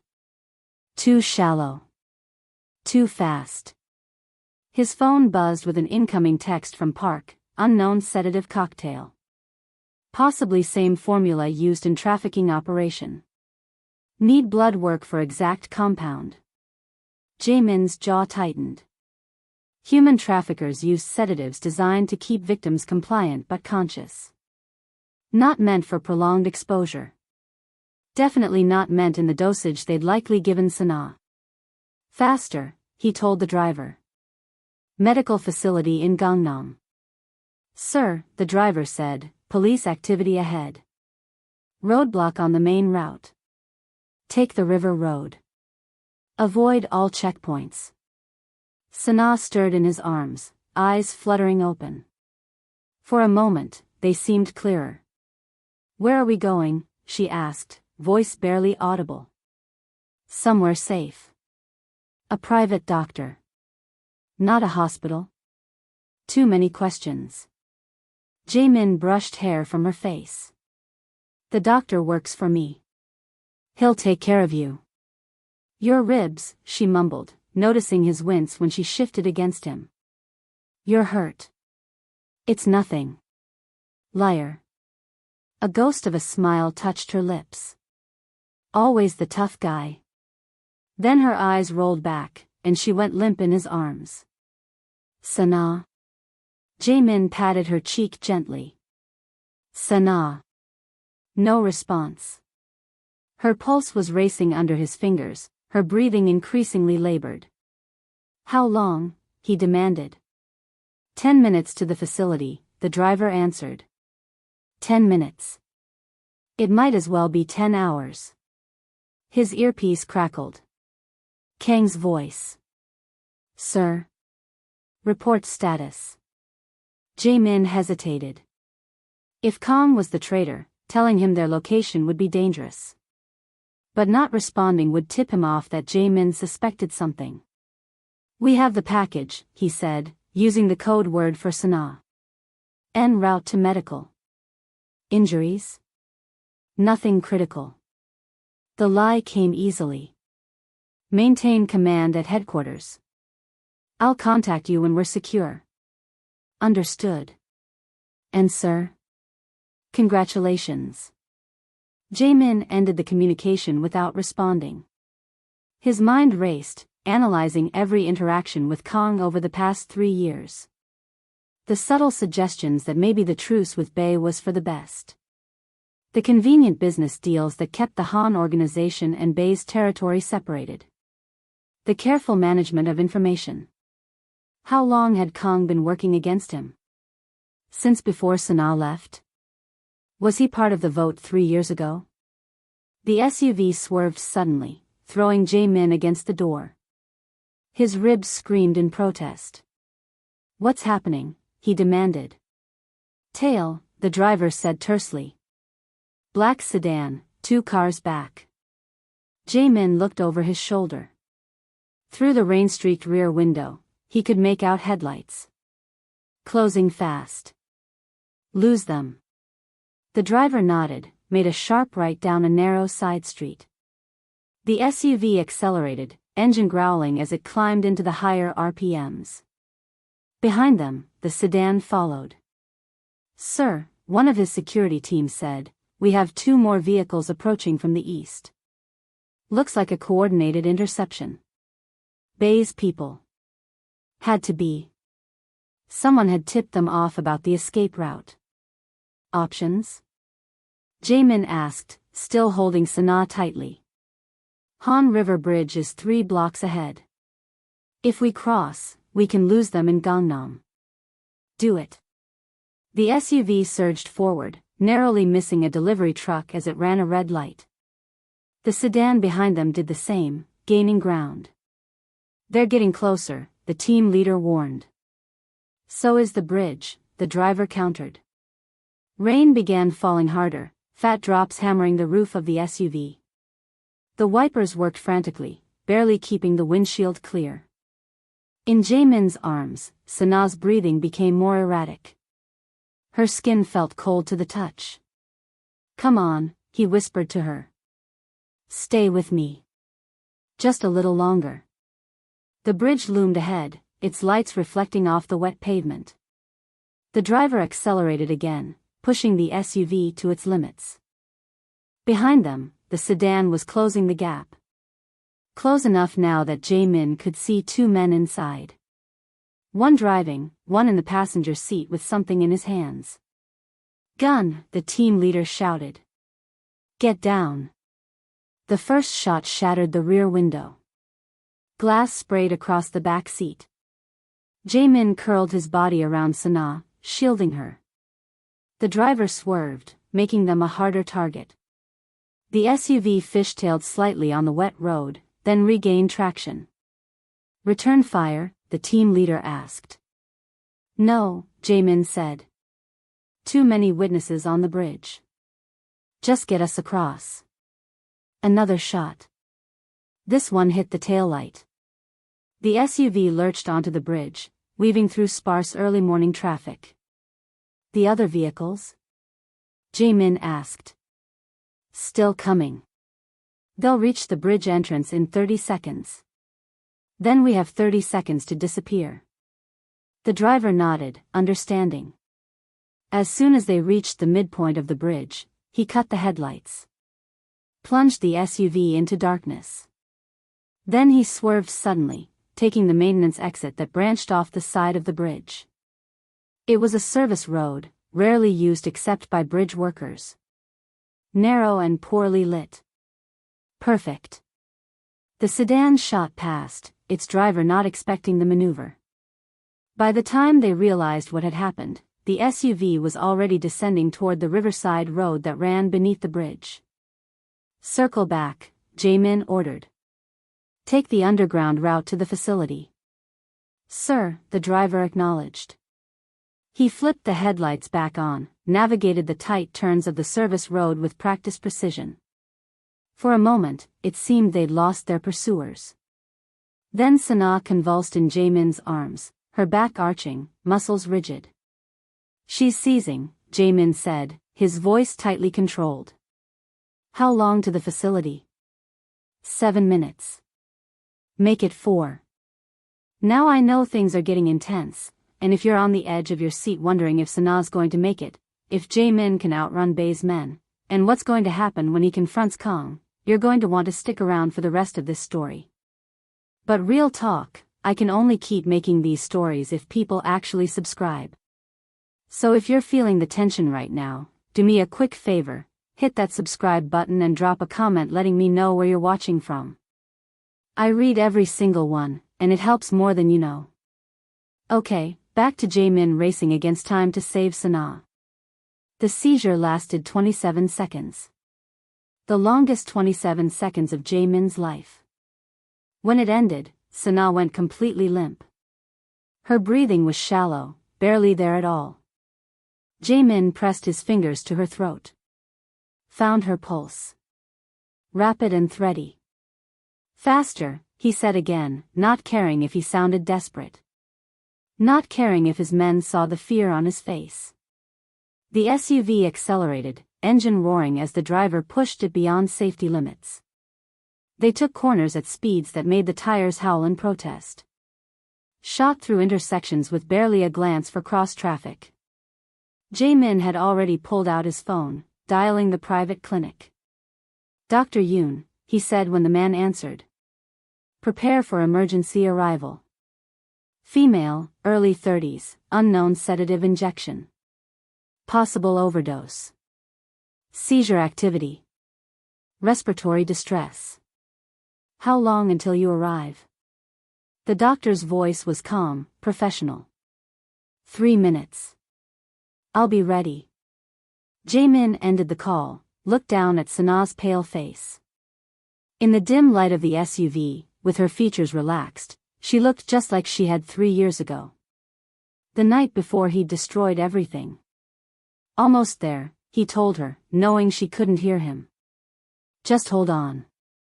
The SUV swerved again, this time turning sharply into an underground parking garage. It descended 2 levels, then pulled up to a nondescript door marked, Maintenance. As soon as the vehicle stopped, the door opened. Dr. Yoon stood there with a gurney and 2 nurses. Jae-min carried Sanaa out of the SUV, placed her carefully on the gurney.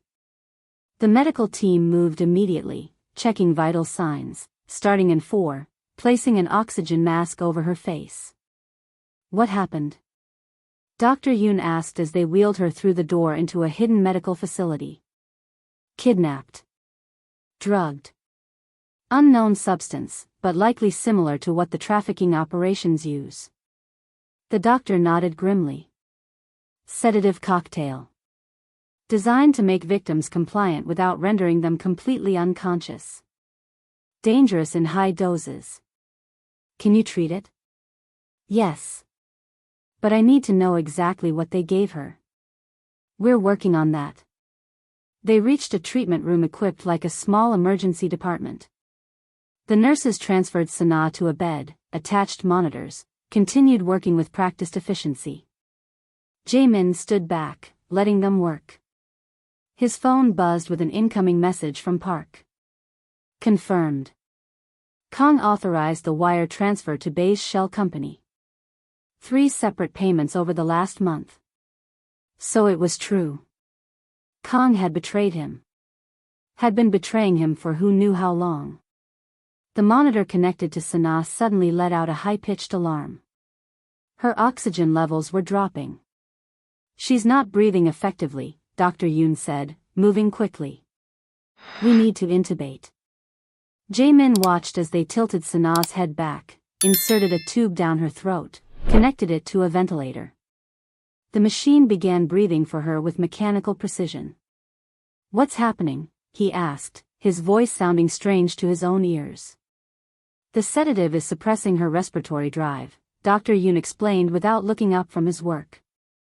We'll support her breathing until we can reverse the effects. And you can do that? I've already administered naloxone. It should counter most sedatives. But without knowing the exact compound. He didn't finish the sentence. Didn't need to.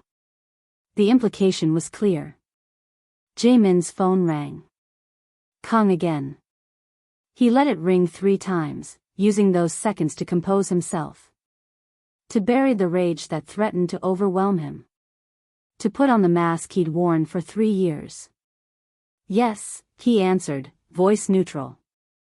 Sir, we have a situation at headquarters, Kang said. The other families have called an emergency meeting. They're demanding explanations for the breach of Bay territory. Tell them I'll address their concerns tomorrow. With respect, sir, that won't be sufficient. They're talking about consequences. About the truce being null and void. Then it's null and void, Jae-min said coldly. A pause. Sir, if I may suggest, perhaps it would be better to offer some form of restitution. To explain that this was a personal matter, not business. Is that what Bay told you to suggest? Another pause, longer this time. When Kang spoke again, his voice had changed subtly. Harder. Colder. More like his true self. So you know. I know. How long? Long enough. Kang chuckled, the sound devoid of humor. And here I thought I was being careful. What gave me away? The wire transfers. The convenient timing of Tae-sung's arrival. The fact that only a handful of people knew Sanaa was back in Seoul. Ah. Sloppy of me. I'll have to be more careful next time. There won't be a next time. Don't be so sure, Kang said. The other families are already turning against you. Breaking the truce was the final straw. By tomorrow, you'll be isolated. Vulnerable. And by the end of the week. He trailed off meaningfully. You underestimate me, Jae-min said. Always have. No. I estimated you perfectly. Your one weakness. The one thing that would make you act irrationally. And she just walked right back into your life, right on schedule. A cold fury settled in Jaemin's chest. Was it your idea to take her? Or Bae's? Does it matter? The result is the same. You broke the truce. You weakened your position. And now everything you've built is going to crumble. We'll see. Yes, we will. Kang's voice took on a mocking tone. How is she, by the way? Still breathing? Jaemin's hand tightened on the phone. Don't worry about Sanaa. Worry about yourself. Big talk from a man who's about to lose everything. Goodbye, Jae-min. It was an honor serving under you. For a while, anyway. The line went dead. Jae-min stared at the phone for a long moment, then slipped it back into his pocket. When he looked up, Dr. Yoon was watching him. The woman, the doctor said. She matters to you. It wasn't a question. Yes. Then you should know she's stabilizing. The naloxone is working. Her vitals are improving. Relief washed through Jae-min like a physical wave. She'll recover? I believe so. Though we'll need to keep her on the ventilator for a few more hours. And she'll need time to fully clear the drugs from her system. How much time? At least 12 hours before she's conscious. Another 12 before she's coherent. Perhaps days before she's fully recovered. Jae-min nodded. Keep her safe. Double the security on this facility. No one in or out without my direct authorization. And you? Where will you be? Jae-min looked at Sanaa, lying pale and still on the bed, machines breathing for her, keeping her alive. She was here because of him. Because of his enemies. Because of his choices 3 years ago. I'll be ending this, he said quietly. Once and for all. He stepped closer to the bed, brushed his fingers lightly over Sanaa's hand. Her skin was warmer now. That was something. When she wakes up, he told the doctor, tell her I'll be back. Should I tell her anything else? Jae-min hesitated. There was so much he wanted to say to her. So much he needed to explain. About the divorce. About November 14th. About why he'd let her believe the worst. No, he said finally. Nothing else. He turned to leave, wincing at the pain in his ribs. Dr. Yoon noticed. You're injured. It's nothing. Let me look at it. Later. If you're planning what I think you're planning, you'll need to be at full strength. Jae-min stopped. The doctor was right. Going after Kang and Bae while injured would be foolish. 5 minutes, he conceded. Then I have calls to make. As Dr. Yoon examined his ribs, Jae-min kept his eyes on Sanaa. On the steady rise and fall of her chest, controlled by the ventilator. On the monitors showing her heartbeat. On the 4 delivering medication that would hopefully save her life. He'd failed to protect her once. He wouldn't fail again. Kang thought taking Sanaa was Jae-min's weakness. His vulnerability. Kang was wrong. It was his strength. His purpose. The thing that would give him the clarity and resolve to do what needed to be done. By the time Sanaa woke up, her captors would be gone. The threat would be eliminated. And she would be safe, truly safe, for the first time in 3 years. No matter what it cost him. Jae-min sat in the back of his Mercedes, knuckles white as he gripped Sanaa's limp hand. 4:15 in the morning, streets empty except for delivery trucks and taxis. The driver took corners fast enough to make the tires squeal. How much longer? Jae-min asked, not taking his eyes off Sanaa's face. 7 minutes to the penthouse, the driver said. 7 minutes might as well be 7 hours. Sanaa's breathing had grown increasingly shallow since they'd left the clinic. Whatever they'd injected her with was getting worse, not better. Jae-min pressed his phone to his ear, waiting for Dr. Yoon to answer. "Her breathing is failing," he said the moment the doctor picked up. "Shallow, rapid. Skin clammy. Pulse racing. Pupils?" Dr. Yoon asked, his voice clinical but urgent. Jae-min gently lifted one of Sanaa's eyelids. "Pinpoint. Classic opioid overdose." Papers rustled in the background. "I'm preparing for your arrival now. Keep her on her side in case of vomiting. Monitor her breathing. If it stops, you'll need to perform rescue breathing." Jae-min felt cold fear settle in his stomach. "We're 7 minutes out." "Drive faster," Dr. Yoon said simply, then hung up. "Did you hear that?" Jae-min called to the driver. The car surged forward in response, engine roaring as they flew through an empty intersection. Jae-min turned Sanaa gently onto her side, one hand supporting her head, the other holding her hand. "Stay with me," he murmured, watching the shallow rise and fall of her chest. "We're almost there." Her face was deathly pale, lips taking on a bluish tinge. The traffickers used sedative cocktails designed to keep victims compliant and unable to resist, but not intended to kill. But they'd clearly given her too much, probably multiple doses when she wouldn't answer their questions. The car took another sharp turn, throwing them slightly against the door. Jae-min winced as his bruised ribs protested, but he kept his focus on Sanaa's breathing. In, out. In, out. Each breath shallower than the last. 3 minutes, the driver called back. 3 minutes. An eternity. Jae-min's mind raced.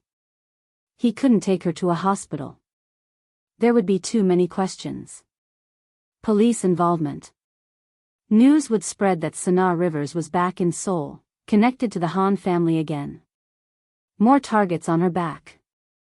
The private medical suite in his penthouse was their only option. Dr. Yoon had handled gunshot wounds, stab wounds, even once performed emergency surgery on Jae-min's father. He could handle this. He had to. Sanaa's breathing hitched suddenly, a gap between exhale and inhale that lasted too long. Jae-min held his own breath, counting the seconds. 1. 2. 3.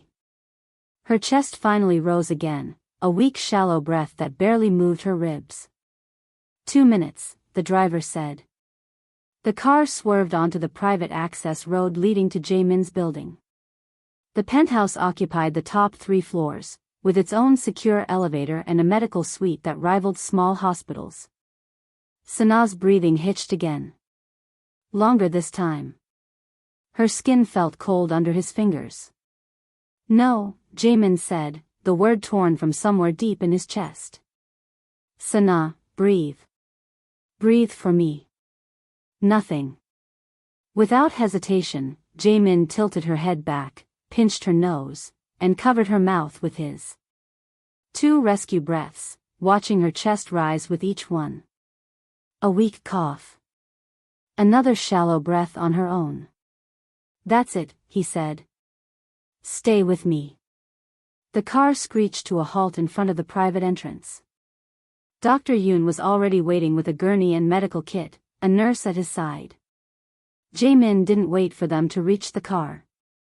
He scooped Sanaa into his arms, ignoring the screaming pain in his ribs, and carried her to the waiting doctor. "Respiratory depression," he said tersely as they transferred her to the gurney. She stopped breathing for a few seconds. Dr. Yoon nodded, already moving toward the private elevator. "Naloxone ready upstairs. We need to move quickly." The elevator ride took 30 seconds. The longest 30 seconds of Jae-min's life as he watched Sanaa's chest rise and fall in weak, stuttering motions. When the doors opened, they rushed her into the medical suite. All stainless steel and bright lights, equipment standing ready. "Out," Dr. Yoon ordered as the nurse began cutting away Sanaa's dirty clothes. Jae-min stood his ground. I'm staying. You'll get in the way. I'm staying. Dr. Yoon looked up from preparing an injection, met Jae-min's eyes, then nodded once. Stay back then. Jae-min moved to the corner, watching as they worked with practiced efficiency. Oxygen mask. 4-line. Heart monitor pads stuck to Sanaa's chest. The steady beep of her heart a reassuring counterpoint to the tension in the room. The doctor injected something into her 4-line. Naloxone. It should reverse the opioid effects almost immediately. Jae-min watched, barely breathing himself, as they waited for the medication to work. For 5 seconds, nothing happened. Then Sanaa gasped, a deep shuddering breath that lifted her chest dramatically. The heart monitor beeped faster. Good, Dr. Yoon said. Very good. Oxygen saturation improving. She'll recover? Jae-min asked, his voice rough. The naloxone will wear off in about 30 minutes. We'll need to dose her again, probably multiple times as the sedatives work their way out of her system. Dr. Yoon checked her pupils, nodded in satisfaction. But yes, I believe she'll recover fully. Jae-min felt something inside him unclench. A tension he'd been holding since the moment he saw that photo of her, bound and unconscious. How long until she wakes up? Hours, at least. The cocktail they gave her contains multiple sedatives. The naloxone reverses the opioid component, but the rest will need to metabolize naturally. Jae-min nodded. I'll be here. You need treatment yourself, Dr. Yoon said, finally turning his full attention to Jae-min. Those ribs need binding, and you have a laceration on your arm that should be cleaned. Jae-min glanced down. Sure enough, a cut on his forearm had bled through his shirt sleeve. He hadn't even noticed. It can wait. It can't. Infection won't wait. When she's stable. Dr. Yoon sighed in resignation. Your father was just as stubborn. And look how well that turned out for him, Jae-min said dryly. The attempt at humor fell flat. His father had died of a heart attack 5 years ago, after refusing to slow down despite multiple warnings from doctors. Including Dr. Yoon. The older man's expression softened slightly. She's stable for now. The next hour is critical, but the worst has passed. Jae-min moved closer to the bed, looking down at Sanaa. Color was returning to her face. Her breathing was deeper, more regular. She looked peaceful. The first time he'd seen her look peaceful since she stepped off that plane. You're going to collapse if you don't rest, Dr. Yoon observed. I'll rest when she wakes up. And if she doesn't wake up for 12 hours? Jae-min didn't answer. Just pulled a chair to her bedside and sat down. Dr. Yoon made a noise that might have been exasperation or grudging respect. I'll check her again in 20 minutes. Before the naloxone starts to wear off. Alone with Sanaa, Jae-min finally let himself feel the exhaustion. The pain in his ribs. The ache in his muscles from carrying her. The bone-deep weariness of fear and adrenaline finally ebbing. He reached out, hesitated, then gently took her hand. It was warmer now. The blue tinge gone from her fingertips. 3 years. 3 years since he'd touched her. Since he'd let himself be this close. I'm sorry, he said quietly, knowing she couldn't hear him. For everything. For the fake affair. For letting her believe he'd betrayed her. For the 3 years of emptiness he'd forced on both of them. But not for keeping her alive. Never for that. His phone vibrated in his pocket. Kong. Again. Jae-min let it ring through to voicemail. He'd deal with Kong later. Deal with all of it later. Right now, all that mattered was the woman in the bed. Breathing. Alive. Safe. For the first time in 3 years, Jae-min allowed himself to hope. The knock came at 6 a.m. Jae-min had dozed off in the chair, still holding Sanaa's hand. He woke instantly, alert despite the exhaustion. "Come in," he called, his voice low to avoid disturbing Sanaa. Kang entered, looking fresh and rested in a clean suit. As if he hadn't been up all night betraying everything he supposedly stood for. "Sir," he said, nodding respectfully. "I wanted to check on your guest." "As you can see, she's recovering," Jae-min said, keeping his voice neutral. "The doctors at headquarters said it was quite serious." Kang moved closer to the bed, studying Sanaa's sleeping face. "She looks better than expected. Dr. Yoon is very good at his job." "Indeed." Kang turned to him. "We have developments you should be aware of." "Go ahead." "The base syndicate is in chaos. Your extraction team neutralized 3 of their lieutenants. The truce is officially broken. As expected. The other families are concerned." Kang's expression was carefully controlled. "They've requested a meeting. Today. To discuss what?" "Your aggressive actions. There are concerns about stability. About potential conflicts spreading to their territories." Jae-min nodded slowly. "And the police?" "Investigating the fire at the warehouse. So far, no connection to us has been established." Jae-min hadn't ordered a fire. Which meant someone else had burned the building, likely to destroy evidence of both Sanaa's captivity and the trafficking operation. "What about the women?" he asked.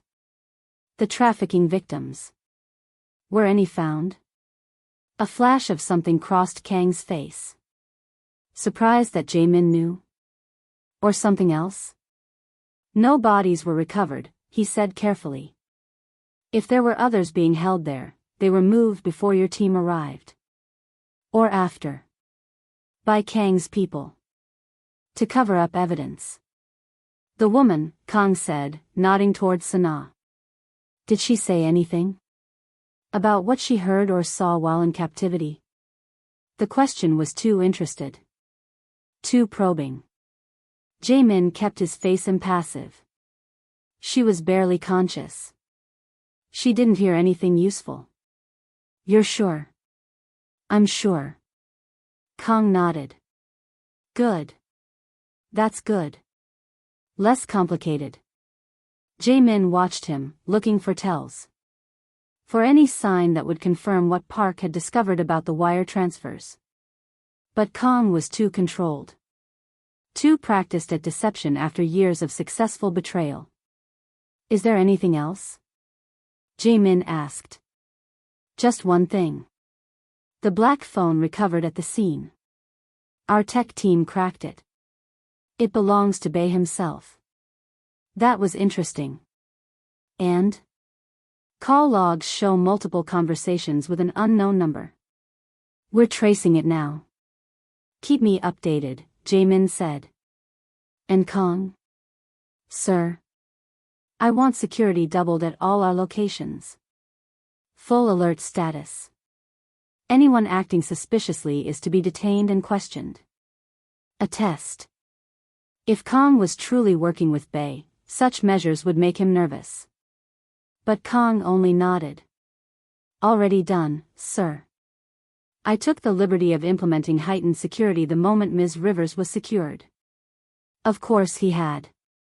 He was too smart to show his hand now. "Good work," Jae-min said, the lie bitter on his tongue. "That will be all for now." After Kang left, Jae-min pulled out his phone. Texted Park. "Track Kang's movements. Discreetly. Report directly to me." The reply came seconds later. "Already on it." Jae-min slipped the phone back into his pocket, turned his attention back to Sanaa. Dr. Yoon had been in twice more to administer additional naloxone as the first dose wore off. Each time, her vital signs remained stable. Her body was fighting the drugs. Winning. Now he just needed her to wake up. Hours passed. Dr. Yoon came and went. The nurse changed 4 bags. Outside, the sun rose fully, bathing Seoul in morning light. Jae-min finally allowed his own wounds to be treated. His ribs wrapped. The cut on his arm cleaned and bandaged.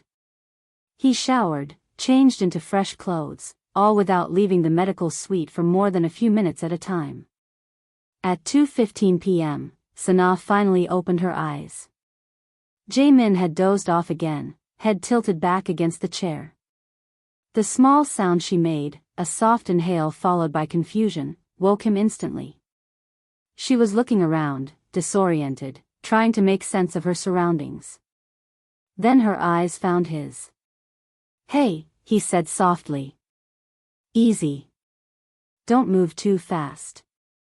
"Where am I?" Her voice was hoarse, barely audible. "Home. This isn't my home." The words were automatic, defensive. A flash of something crossed Jae-min's face. Pain, maybe. Or regret. It used to be. Sanaa stared at him, really stared, like she was seeing him clearly for the first time in 3 years. The lines around his eyes. The way he held himself, careful of his injured ribs. The way he was looking at her like she might disappear if he blinked. "Why?" she asked. "Why what? Why did you come for me? Why risk everything?" Her voice cracked. "We're divorced. You made that clear. You chose her. You." "I never touched her." Sanaa went still. "What?" "I never touched her. I never wanted her. I never wanted anyone but you." He looked away, jaw tight. "But I needed you to leave. So I made you hate me." "Why?" He didn't answer. "Jae-min." "Why?" "Because the night you left," he said quietly, "was the night 3 families voted to have you killed. And the only way to save you was to make you run." The words hung in the air between them. 3 years of anger and grief and missing him, suddenly rearranging themselves into something that looked completely different. The afternoon light filtered through the penthouse windows, casting long shadows across the bedroom. Jae-min had helped Sanaa move from the medical suite to the master bedroom once Dr. Yoon confirmed she was stable enough. She sat propped against pillows, still pale but stronger than before, a blanket pulled over her legs. Jae-min stood by the window, looking out at Seoul's skyline. 3 years since they'd been in this room together. The last time, she'd been packing her suitcase, tears streaming down her face. "Tell me everything," Sanaa said, her voice steadier now. "No more half-truths." Jae-min turned to face her, his expression guarded. "Are you sure you're ready for this? I've spent 3 years believing you betrayed me. That you cheated. That our marriage meant nothing." She met his eyes directly. "I think I deserve the truth." He nodded slowly, then pulled a chair next to the bed. Close, but not touching her. Respectful of the distance between them. 3 years ago, he began, the Han organization was at war. Not openly, but underneath. Territory disputes. Business conflicts. The other families were getting nervous. "Which families?" Sanaa asked. "Bay. Park. Choi. The major players." Jae-min's voice was flat, matter-of-fact. "They saw my marriage to you as unconventional. An American. An outsider. Someone who wasn't part of our world." "I remember the looks at those business dinners," Sanaa said quietly. "The whispers in Korean they thought I couldn't understand." A ghost of a smile touched Jae-min's lips. "You always understood more than they realized."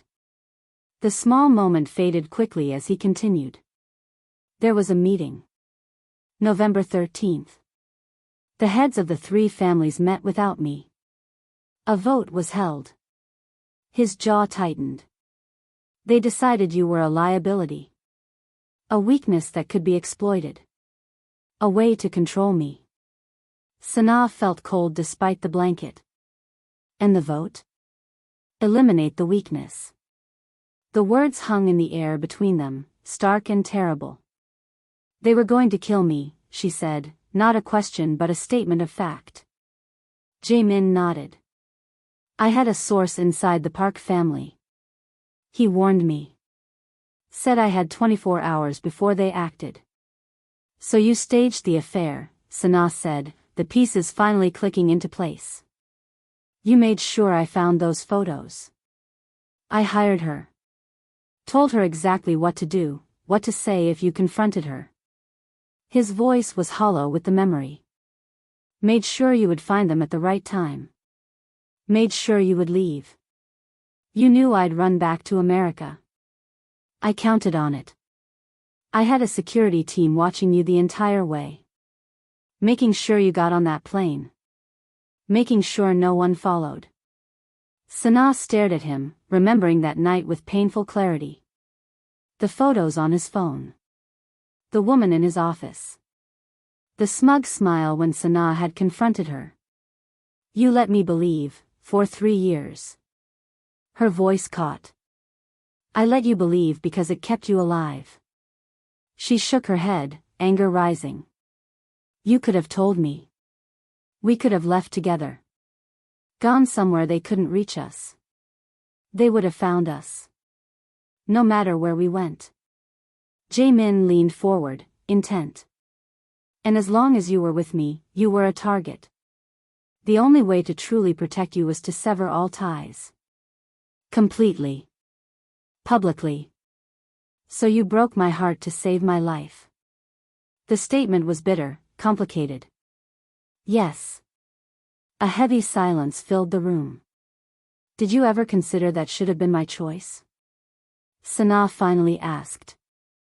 That I had the right to decide if the risk was worth it? Every day for 3 years, Jae-min admitted. But in that moment, with 24 hours to act, with your life on the line. He shook his head. I couldn't take that chance. Sanaa looked away, trying to process everything. 3 years of grief and anger, suddenly transformed into something else. Something more complex. What about her? She asked. The woman in the photos. An employee from one of our shell companies. Paid well for her performance. Relocated to Japan afterward. And you never. Sanaa couldn't finish the question. Never, Jae-min said firmly. Not with her. Not with anyone. 3 years is a long time to be alone. Yes, he agreed simply. It is. Another silence, less heavy than before. Why didn't you tell me when they took me? Sanaa asked. When you found me in that basement. You could have explained then. I wasn't sure who was involved. Who knew what? His expression darkened. Now I know Kong was part of it. Maybe from the beginning. I couldn't risk saying anything until I knew you were safe. Kong betrayed you? Surprise colored her voice. You're second in command? It appears so. Jae-min's tone turned cold. We're still gathering evidence. But yes. The man I trusted most after you. Sanaa absorbed this, seeing the pain beneath his controlled exterior. Jae-min had lost everything that night 3 years ago. His wife. His trust in his closest ally. The stability he'd built for his organization. All to keep her safe. What happens now? She asked, the question encompassing everything between them, everything around them. Now you recover, Jae-min said. And when you're stronger, you go back to Chicago. Back to your life. Where you'll be safe. Just like that? After everything you just told me? The other families still see you as a way to hurt me. That hasn't changed. Especially now that I've broken the truce. To save me. Yes. So I'm supposed to just leave again? Pretend none of this happened? Jae-min met her eyes. I didn't say it would be easy. Anger flashed across Sanaa's face. 3 years, Jae-min. 3 years of thinking you betrayed everything we had. 3 years of trying to hate you and failing miserably. Her voice rose slightly. And now you want me to just walk away again? I want you to live, he said quietly. Whatever that takes. The simple truth of it deflated her anger. He wasn't being cold or dismissive. He was being pragmatic. Putting her safety above his own desires. Again. There has to be another way, Sanaa said. A way that doesn't involve us spending another 3 years apart. I'm open to suggestions. Before she could respond, a soft knock sounded at the door. Come in, Jae-min called. The nurse entered, carrying a tray with medication and water. Time for the next round of treatments, she said politely. Jae-min stood. I'll give you some privacy. As he moved toward the door, Sanaa called after him. This conversation isn't over. He paused, looked back at her. I know. And for the first time since she'd woken up, she saw the ghost of a smile on his face. A real one. Small and cautious, but genuine. It felt like the sun breaking through clouds. After the nurse finished and left, Sanaa found herself alone for the first time since her rescue. The bedroom was exactly as she remembered it. Same elegant furniture. Same view of Seoul. Same massive bed where they'd spent countless nights together. She eased herself out of bed, testing her strength. Her legs felt wobbly, but held her weight. The lingering effects of the drugs made her head swim slightly, but it was manageable. Carefully, she made her way to the dresser. Opened the top drawer where she used to keep her things. Empty. Of course. He wouldn't have kept her clothes for 3 years. But when she opened the jewelry box on top of the dresser, she gasped softly. Her things were still there. The silver bracelet he'd given her on their first anniversary. The pearl earrings she'd worn to business functions. The jade pendant his mother had passed down. All exactly where she'd left them. Like she'd never gone. Sanaa reached up, fingers touching the chain around her neck. Pulled it out from under her borrowed shirt. Her wedding ring gleamed in the afternoon light. She'd never taken it off the chain. Never thrown it away despite telling herself she should. You kept it. She turned to find Jae-min in the doorway, watching her. She hadn't heard him return. I tried to throw it away. 100 times. I couldn't. Why? He asked, the single word weighted with meaning.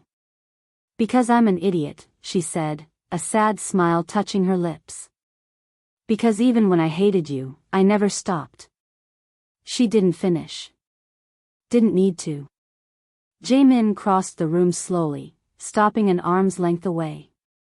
Close enough to feel the connection between them. Far enough to respect the years and pain that separated them.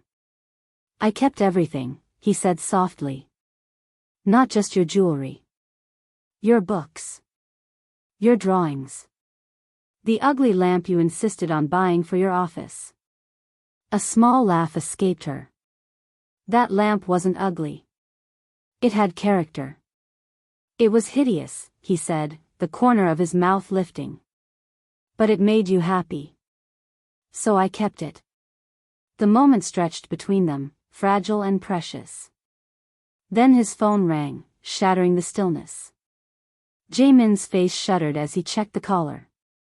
I need to take this. Go ahead. He stepped out into the hallway, voice dropping to that business tone she remembered so well. Firm. Authoritative. The voice that commanded an empire. Sanaa moved to the window, looking out at the city she'd once called home. Seoul sprawled beneath her, familiar yet strange after 3 years away. Somewhere out there, people were plotting against Jae-min. Against them. The thought should have terrified her. Instead, It made something harden inside her. A resolve she hadn't felt in years. Jae-min returned, his expression grim. Representatives from the three families have demanded a meeting, he said without preamble. Tonight. To discuss what they're calling my aggressive actions. You mean rescuing me? Breaking the truce? Invading Bay territory? Creating instability? He shrugged slightly. From their perspective, I've upset the balance. What will happen at this meeting? They'll make demands.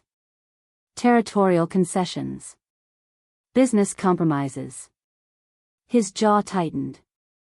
And they'll insist that you leave Korea immediately. And if you refuse? Then we're at war. Openly, this time. Sanaa absorbed this. What are you going to do? What I have to. Jae-min moved closer, his eyes intent on hers. Sanaa, listen to me. Whatever happens tonight, I need you to be ready to leave. Dr. Yoon says you'll be strong enough to travel by tomorrow morning. I have a private jet standing by. You want me to run? Again. I want you to live. The same words as before. The same absolute certainty that her safety came above all else. What about you? She asked, her voice softening. If war breaks out, what happens to you? I'll handle it. Like you handled Kong? The question was sharper than she intended. You trusted him completely. For years. And he betrayed you. Jae-min's expression darkened. That won't happen again. You don't know that. You can't know who else might be working with him. Sanaa stepped closer, close enough to touch him, though she didn't. I won't leave you to face this alone. Not again. This isn't your fight. They kidnapped me. Drugged me. Were ready to kill me to get to you. Her eyes flashed with determination. So yes, it is my fight. Jae-min studied her face. Saw the steel beneath the lingering weakness. The architect who'd fought her way up in a male-dominated industry. The woman who'd adapted to life in Seoul despite the cultural challenges. The wife who'd accepted his world, once she knew the truth of it. She had never been weak. Not once. What do you suggest? He asked finally. First, stop planning my departure without consulting me, Sanaa said firmly. 3 years ago, you made that choice for me. You don't get to do that again. A small nod of acknowledgement. Second, she continued, tell me everything you know about Kang's betrayal. And everything you suspect. I might see connections you've missed. And third? Sanaa reached up, unclasped the chain around her neck. Slid her wedding ring off it. Held it between her fingers, studying it in the light. Third, she said quietly, we decide what we are to each other. Now. Not 3 years ago. Not what others think we should be. What we choose. Jae-min's eyes fixed on the ring in her hand. The symbol of everything he'd sacrificed. Everything he'd lost. And if I still choose your safety above all else? He asked, voice rough. Then we find a way to make me safe that doesn't involve breaking both our hearts, Sanaa said simply. I'm not the same woman who left 3 years ago, Jae-min. I'm stronger. Smarter. More cautious. A sad smile. Life without you taught me that. Before he could respond, his phone buzzed with a text. He glanced at it, his expression turning grim. What is it? She asked. Park has confirmed it. Bank records. Phone logs. Meeting schedules. Jae-min's voice was cold. Kang has been working with Bae for at least 2 years. Possibly longer. What are you going to do? Handle it. The words were simple. The meaning was not. Sanaa reached out, touched his arm lightly. Don't become what they think you are. What they want you to be. His eyes met hers, and for a moment, she saw the weight of everything he carried. The isolation. The constant vigilance. The price of power.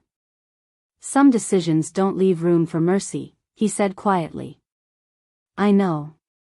Her hands slid down to grasp his. But they leave room for justice. Jae-min looked at their joined hands. At the wedding ring she still held in her other palm. At the future that suddenly seemed possible again, despite everything. Come to the meeting with me, he said abruptly. Sanaa blinked in surprise. What? Tonight. The family representatives. Come with me. His eyes were intent on hers.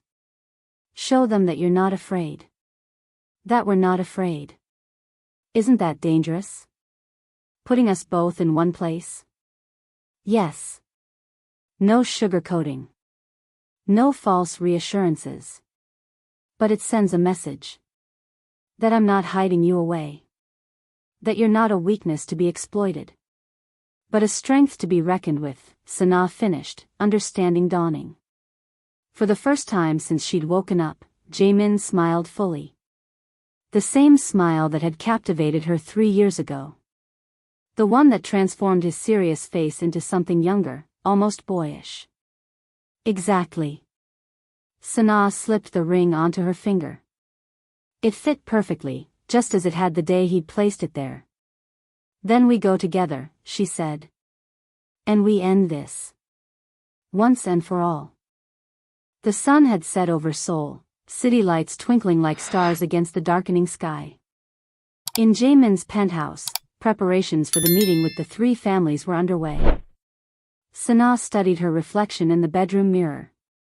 The woman staring back looked stronger than she felt, designer dress borrowed from Jae-min's personal shopper, makeup carefully applied to hide the lingering pallor from her ordeal. Her wedding ring caught the light as she adjusted her hair. You don't have to do this, Jae-min said from the doorway. No one would blame you for resting. I would blame me. She turned to face him. We decided together, remember? He nodded, eyes taking her in. You look like I wasn't kidnapped and drugged yesterday, she offered with a slight smile. Beautiful, he said simply. And dangerous. The compliment warmed something inside her. Good. That's exactly what I'm going for. Jae-min checked his watch. Kang should be here any minute. He's bringing the security detail for the meeting. You're sure you want to let him think you don't know? Sanaa asked. That seems risky. It gives us control. The element of surprise. Jae-min adjusted his cuffs, the only sign of tension in his otherwise calm demeanor. Park has everything in place. The evidence against Kang is overwhelming. The intercom buzzed. The security desk downstairs. Mr. Kang has arrived with 3 men, the guard announced. Shall I send them up? Jae-min and Sanaa exchanged a look. 3 men? Jae-min said. He was instructed to bring 2. Sir, he says the 3rd is a driver. Jae-min pressed the mute button on the intercom. Something's wrong. Kang knows the protocol. 2 guards, no more. What do you want to do? Sanaa asked. For a moment, Jae-min weighed their options. Then he unmuted the intercom. Send them up, he said. But activate security protocol 7. Yes, sir. Jae-min turned to Sanaa. Stay behind me when they enter.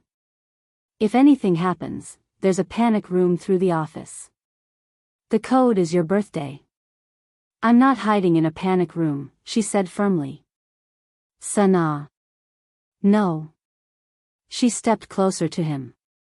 We faced this together. That was the deal.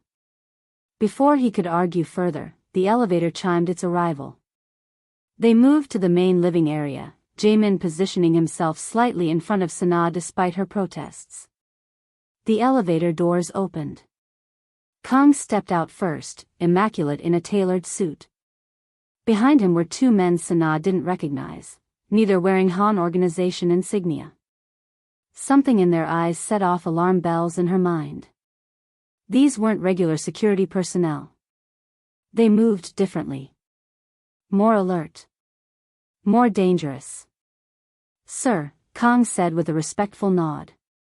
"Ms. Rivers. You're looking well." "Thank you," Sanaa replied coolly. "Considering the circumstances." "Indeed."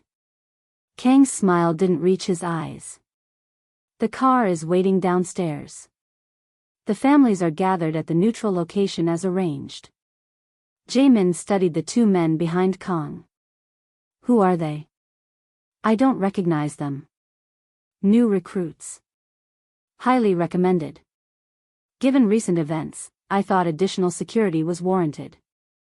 It was a plausible explanation. Almost believable. But Sanaa saw the slight narrowing of Jae-min's eyes. He wasn't buying it either. "Where's Min?" Jae-min asked casually. "He usually handles perimeter security for these meetings." A flash of something crossed Kang's face. Irritation? Concern? It was gone so quickly Sanaa couldn't be sure. "He's already at the location. Securing the room." Kang checked his watch. "We should leave soon. The families don't like to be kept waiting." Jae-min moved toward the bar. "A drink first. It's been a long day." The request was unusual enough that Kang hesitated. "Sir, the timing is fine." Jae-min poured whiskey into 3 glasses. "We have a few minutes." He handed glasses to Sanaa and Kang, keeping one for himself. As he did, he made eye contact with Sanaa, a silent message passing between them. "Stall." "To successful negotiations," Jae-min said, raising his glass. Kang lifted his glass automatically, but didn't drink. "Sir, with respect, we really should." The elevator chimed again. Everyone turned. No one had called for it. The doors opened, revealing Park and 4 Han security personnel. All armed. Kang's face went carefully blank. "I didn't realize we were bringing additional security." "Funny," Jae-min said, setting down his untouched drink. "I was about to say the same to you." The room temperature seemed to drop 10 degrees. Sanaa felt the tension spike sharply. "Is there a problem?" Kang asked, his tone still respectful but with an edge now. "I think you know the answer to that." Jae-min's voice was deadly quiet. "The question is how we resolve it." "I'm afraid I don't understand." Kang set his glass down slowly. "If you have concerns about my security choices." "Stop." Jae-min cut him off. "It's over, Kang. We know everything." A moment of silence. Then Kang smiled. A real smile this time, but cold. So cold. "I'm sorry, Jae-min," he said, not sounding sorry at all. "But you made this too easy. Everything happened at once."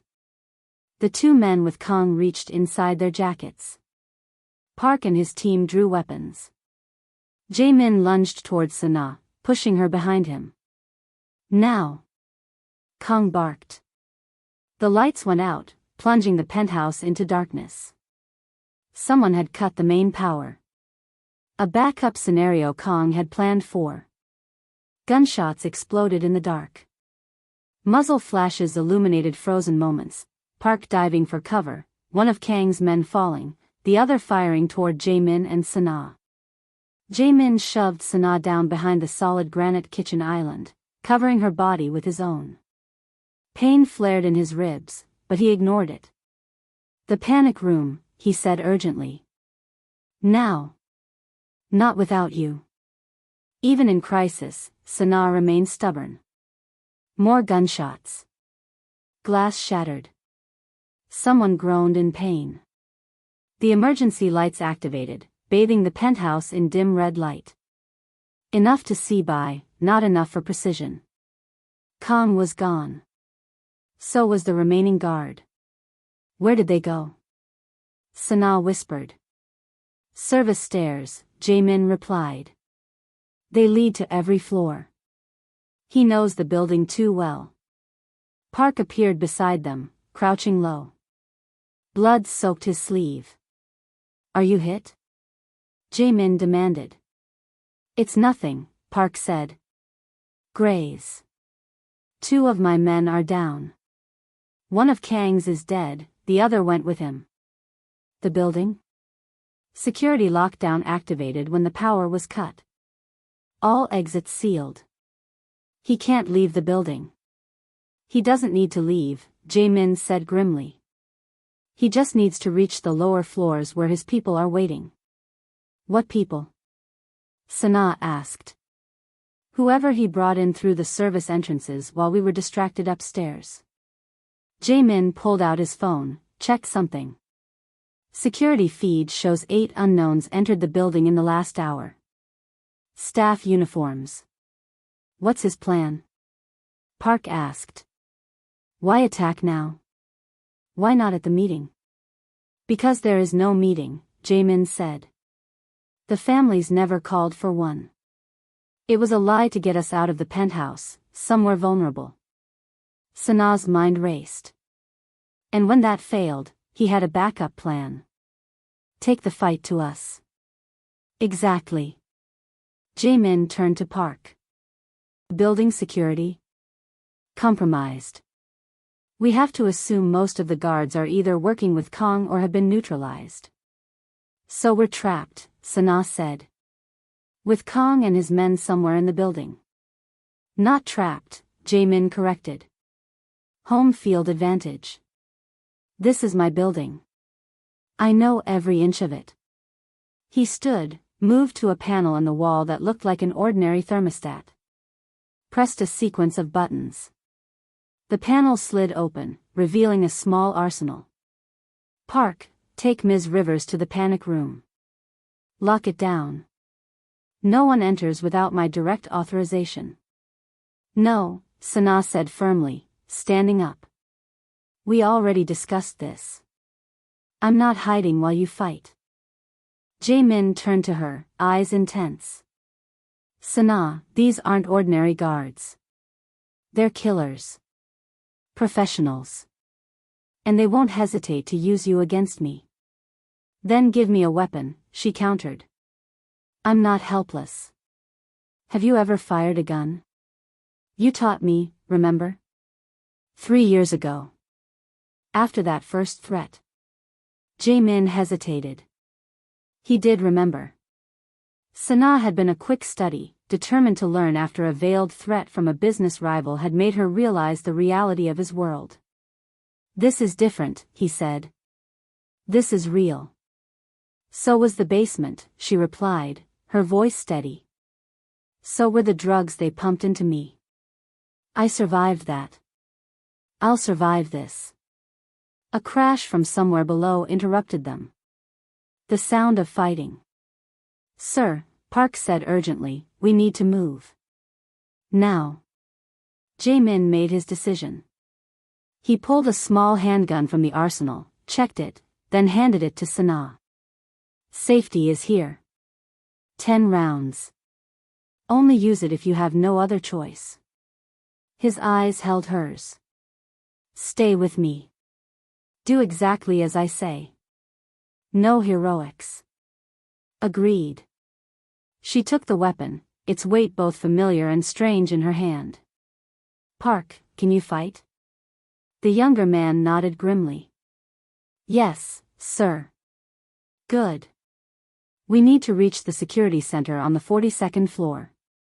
From there, we can lock down sections of the building, trap Kang and his people.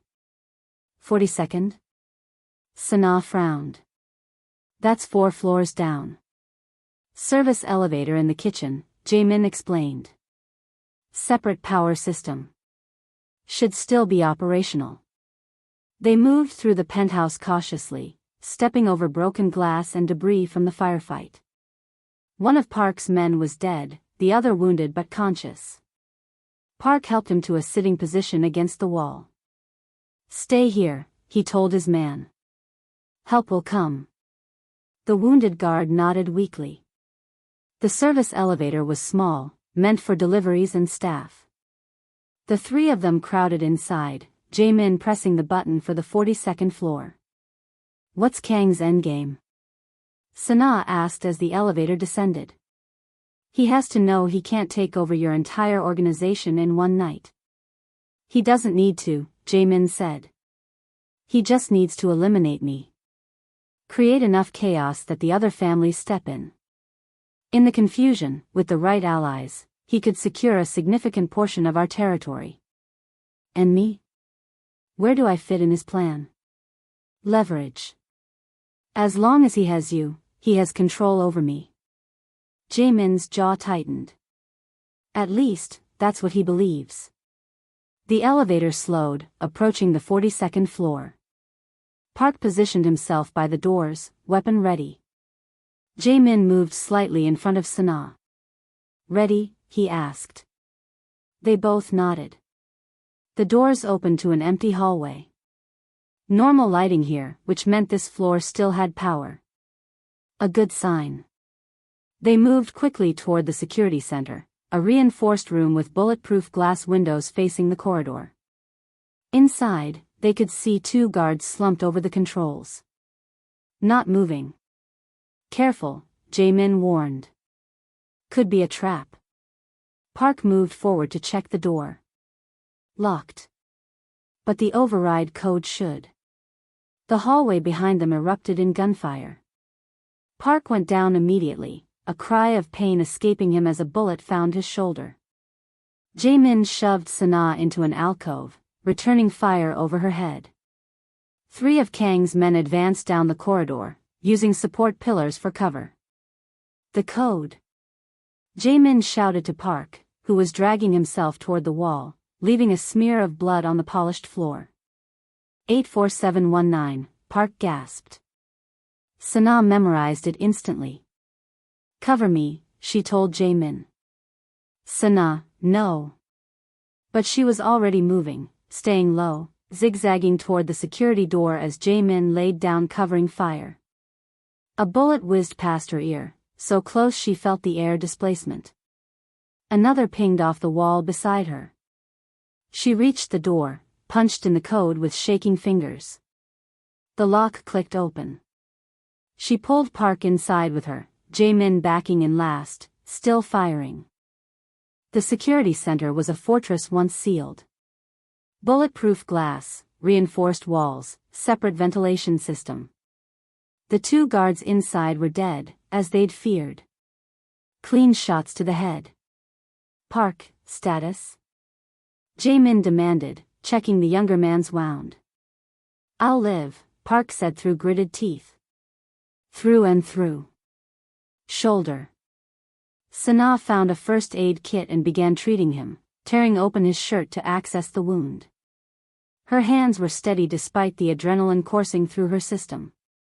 "Kang's men are in the hallway," Jae-min reported, watching the security monitors. 6 of them. "They can't get in, but we can't get out either." "What about building security?" Sanaa asked. "Compromised, like Park said." Jae-min pointed to a monitor showing the main security desk. 2 guards lay on the floor there, zip-tied but alive. "Kang has control of the ground floor and main access points. So we're trapped. For now." Jae-min turned to the control panel, typing rapidly. "But from here, we can lock down sections of the building. Isolate his forces. And call for backup. He'll have blocked regular communications," Park said, wincing as Sanaa applied pressure to his wound. "Not all of them." Jae-min opened a hidden panel beneath the main console, revealing a satellite phone. "Direct line to our external security team. Kang doesn't know about this." As Jae-min made the call, Sanaa finished bandaging Park's shoulder. The young man was pale but conscious. Why is he helping you? She asked quietly, nodding toward Park. When Kang turned against you. Because Jae-min is a good leader, Park replied simply. Kang wanted power. Wanted to be feared. But fear only keeps people loyal until someone scarier comes along. Sanaa considered this. And you're not afraid of Jae-min? A slight smile touched Park's lips. Terrified. But I respect him more than I fear him. There's a difference. Jae-min finished his call, turned back to them. Backup is 20 minutes out. We need to hold this position until then. A new sound drew their attention to the monitors. On the screen, they could see Kang himself approaching the security center, flanked by 2 guards. He stopped outside the bulletproof glass, looking directly at the camera. Turn on the intercom, Jae-min told Park. Let's hear what he has to say. Park reached over, flipped a switch. Kang's voice filled the room. I know you can hear me, Jae-min, he said calmly. This doesn't have to end with more bloodshed. It already has, Jae-min replied, his voice echoing through the external speakers. My men. Your men. There's no going back now. There's always a way forward. You taught me that. Kang's face betrayed no emotion. I have a proposal. I'm listening. You and Sanaa leave Korea. Tonight. Transfer control of the organization to me. In return, you both live. Jae-min's laugh was cold. After all this, you expect me to believe you'd let us walk away? I never wanted either of you dead, Kang said. That was Bae's fixation, not mine. I just wanted what was mine by right. What I earned over 10 years of loyalty. Loyalty? Jae-min's voice hardened. You betrayed me to Bae. Arranged Sanaa's kidnapping. Tried to have us both killed tonight. Business, Kang said with a slight shrug. Nothing personal. It became personal when you touched my wife. The words hung in the air. My wife. Not ex-wife. Sanaa felt something shift between them, a declaration made in the most dangerous moment. 10 minutes, Jae-min continued. That's how long you have to surrender. After that, my external security team arrives, and we hunt down every one of your men in this building. Kang's expression changed slightly. A flicker of uncertainty. You're bluffing. All external communications are blocked. Are they? Jae-min gestured to the satellite phone. Check with your tech team. See if they blocked that particular frequency. Kang stepped away, spoke urgently into his radio. The look on his face when he returned told them everything. Last chance, Jae-min said. Surrender now. And what? Spend the rest of my life in prison? Or worse? Kang shook his head. No. I still have cards to play. He gestured to his men. They moved away from the security center, back down the corridor. What's he doing? Sanaa asked. Something desperate, Jae-min replied grimly. Park, check all the building systems. Park moved to another console, typing rapidly despite his injured shoulder. All systems normal. Wait. His face paled. Fire suppression has been manually overridden on floors 40 through 45. Meaning what? Sanaa asked. Meaning he's either going to try to smoke us out, Jae-min said, or... An alarm blared suddenly. Red lights flashed throughout the floor. Fire detected on level 45, an automated voice announced. All personnel evacuate immediately. He set the building on fire, Park said in disbelief. With himself still inside. Not just fire, Jae-min said, checking another monitor. Look.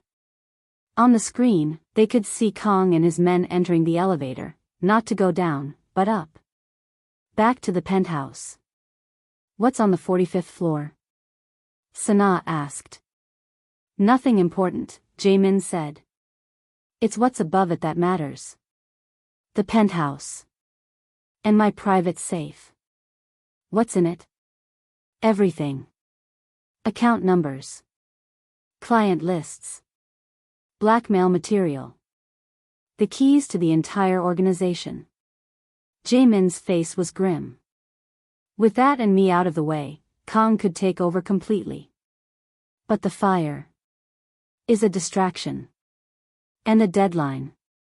The building's fire doors will seal automatically in 5 minutes. Once that happens, we're cut off from the upper floors until the fire department overrides the system. So we have 5 minutes to reach the penthouse before Kang gets what he wants and escapes, Sanaa said, understanding. Exactly. How?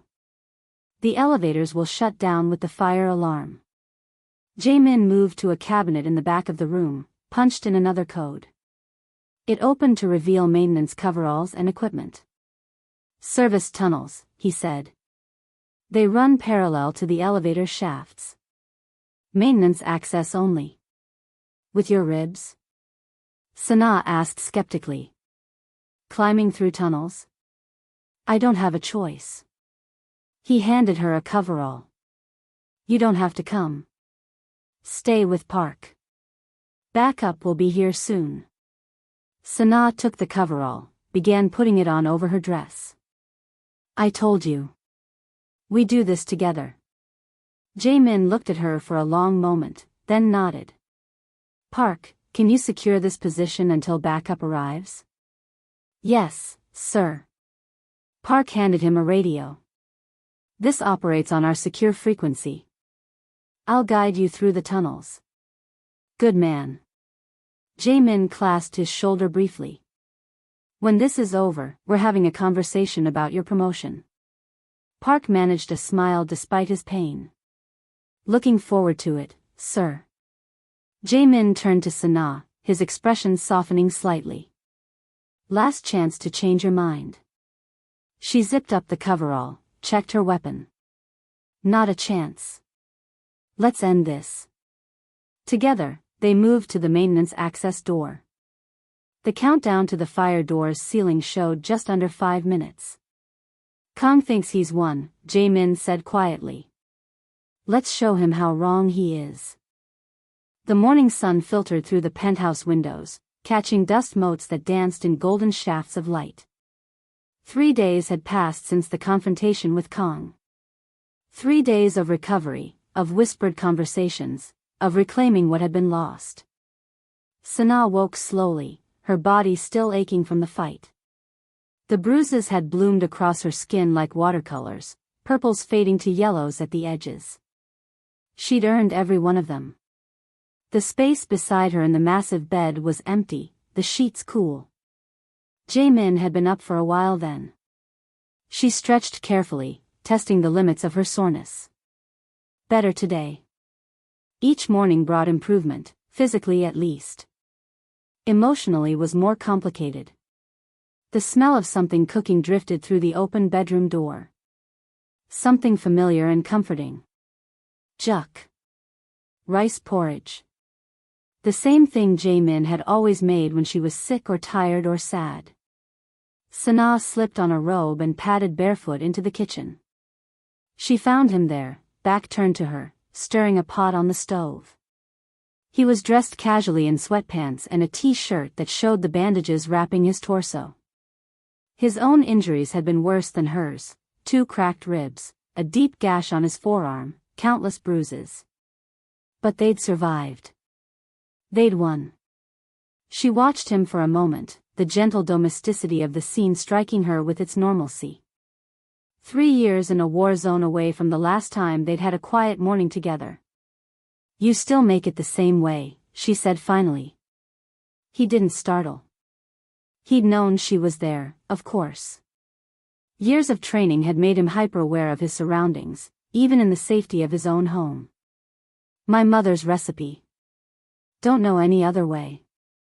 Sanaa moved to the counter, sat on one of the high stools. I missed this. She paused.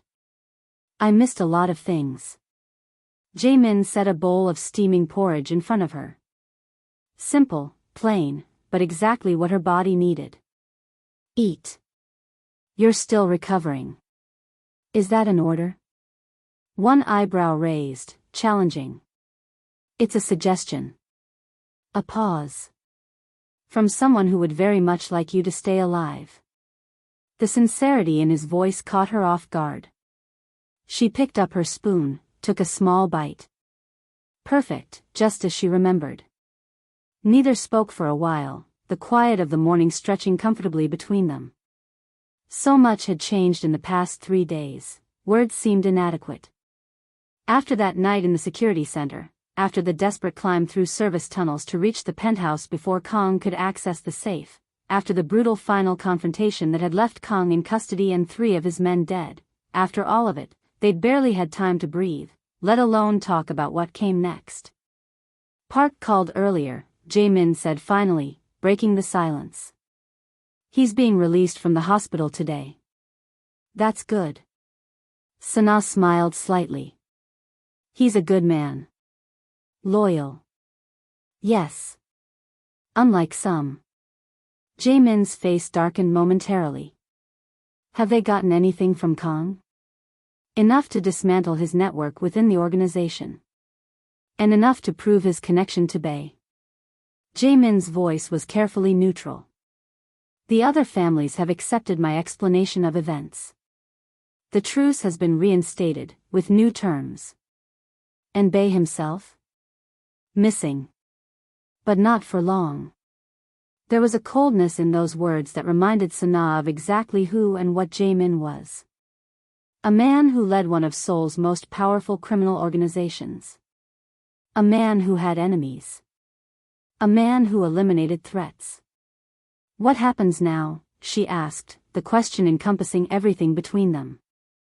Jae-min set down his spoon, met her eyes directly. Your flight to Chicago leaves at 6 tonight. If you still want to go. I need to go, she corrected gently. My apartment. My job. My life. I can't just disappear without tying up loose ends. I know. His voice was carefully controlled. The jet will be ready whenever you are.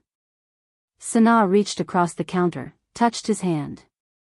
I'm coming back, Jae-min. Something in his expression shifted. Hope, carefully contained. Are you sure? After everything that's happened. Because of everything that's happened. She squeezed his hand. I spent 3 years thinking you betrayed me. 3 years trying to build a life without you. And in 3 days, I realized that life was just existing. Not living. It will always be dangerous, he warned. Even with Kang gone, there will be others. Other threats. Other enemies. I know. Your life in Chicago is safe. Normal. Everything I can't give you here. Sanaa's expression turned thoughtful. Mike's safe life in Chicago led me right back to a basement in Itaewon with zip ties cutting into my wrists. Maybe there's no such thing as real safety. There isn't, Jae-min agreed. Not in this world. Then I choose my own kind of danger. She looked at him steadily. The kind that comes with you. For the first time in days, maybe years, Jae-min's smile reached his eyes. Small but genuine, transforming his face. We'll need to be careful, he said. Smart. Set up better protections. I can work remotely for my firm, Sanaa said. Design from here. Travel when necessary. And we'll need a better security protocol than last time. Already working on it. Park will oversee everything personally. And us? She asked, the question soft but direct. What about us? Jae-min rose from his seat, moved around the counter to stand before her. Close enough to touch, though he didn't. That depends on what you want, he said quietly. Sanaa stood, eliminating the last distance between them. I want what we had. But better. Stronger. No more secrets. No more decisions made for my own protection without consulting me. I can promise to try. His honesty was refreshing. 3 years of habits won't change overnight. I don't need overnight. I just need the effort. She touched his face gently. And something else. What? I need you to believe that I'm not your weakness. I'm your strength. What they tried to use against you, what Kong and Bei thought would break you, actually made you fight harder. Made you unstoppable. Jae-min considered this, his eyes never leaving hers. When I saw you in that basement. His voice roughened with the memory. I would have torn the city apart to get you out. And you did. You broke the truce. Risked everything. I would do it again. I know. She smiled slightly. That's why I trust you. Why I love you, despite everything. The words hung between them. The first time either had said it since she'd returned to Seoul. Jae-min drew her closer, careful of both their injuries. When does your flight leave again? 6 tonight, she murmured. That gives us 10 hours. His lips brushed hers softly. Any suggestions on how to spend them? A few. She smiled against his mouth. Starting with finishing breakfast. We both need our strength. He laughed, the sound rusty from disuse but genuine. Always practical. Someone has to be. They returned to their breakfast, sitting side by side now instead of across from each other. Small change, big meaning. I'll be gone 2 weeks at most, Sanaa said. Just long enough to pack what matters, talk to my boss, sublease my apartment. I'll have the penthouse renovated while you're gone, Jae-min said. Fresh start. Don't change too much. Her expression turned thoughtful. Some things are worth keeping. Like that hideous lamp? Especially that lamp. She bumped his shoulder gently. It has character. The morning stretched on, sunlight shifting across the floor as they talked. Plans made, details arranged, a future sketched out between spoonfuls of porridge and soft touches. Not perfect. Not easy. But theirs. 2 weeks later, Sanaa stood in the arrivals hall at Incheon International Airport, watching passengers stream past. Her carry-on sat beside her, a single suitcase containing everything she'd decided to bring from her old life. The rest was in storage or donated or left behind. Clean breaks, she'd decided. No halfway measures. She checked her watch. Her flight had landed early. Jae-min wouldn't be expecting her for another 20 minutes. A movement caught her eye. A familiar figure cutting through the crowd, tall and straight-backed, elegant in a tailored suit. He wasn't supposed to be here yet. But here he was, waiting for her. Their eyes met across the crowded terminal. For a moment, neither moved, the distance between them charged with everything they'd been through, everything that lay ahead. Then Sanaa walked forward, closing the gap between her old life and her new one with each step. You came early, she said when she reached him. I couldn't wait. Simple. Direct. True. She reached for his hand. He took hers without hesitation. Welcome home, he said quietly. It's good to be back. They walked out together into the Seoul evening, toward the waiting car, toward whatever came next. Not a perfect ending, their story was far from over, but a perfect beginning. A second chance neither had dared to hope for. And as they drove through the glittering cityscape, Sanaa's head resting on Jae-min's shoulder, the ring on her finger caught the light from passing streets. A promise. A choice. A future, hard-won and precious. And that's where we leave them, not in some fairy tale sunset, but stepping into a real future together. One they chose with their eyes wide open. They know the danger. They're just done letting fear make their decisions. If this story hit you, if you get why Sanaa kept that ring for 3 years, why Jae-min broke every rule to save her, and why the strongest love is the kind that survives the worst, hit subscribe and turn on notifications. Drop a comment too. Were you Team Jae-min or Team Sanaa? Did she make the right choice going back to him? I read every comment, and I genuinely want your take. Until next time, remember, some loves are worth fighting for, even when the whole world tries to rip them apart. Thanks for listening. I'll see you in the next story.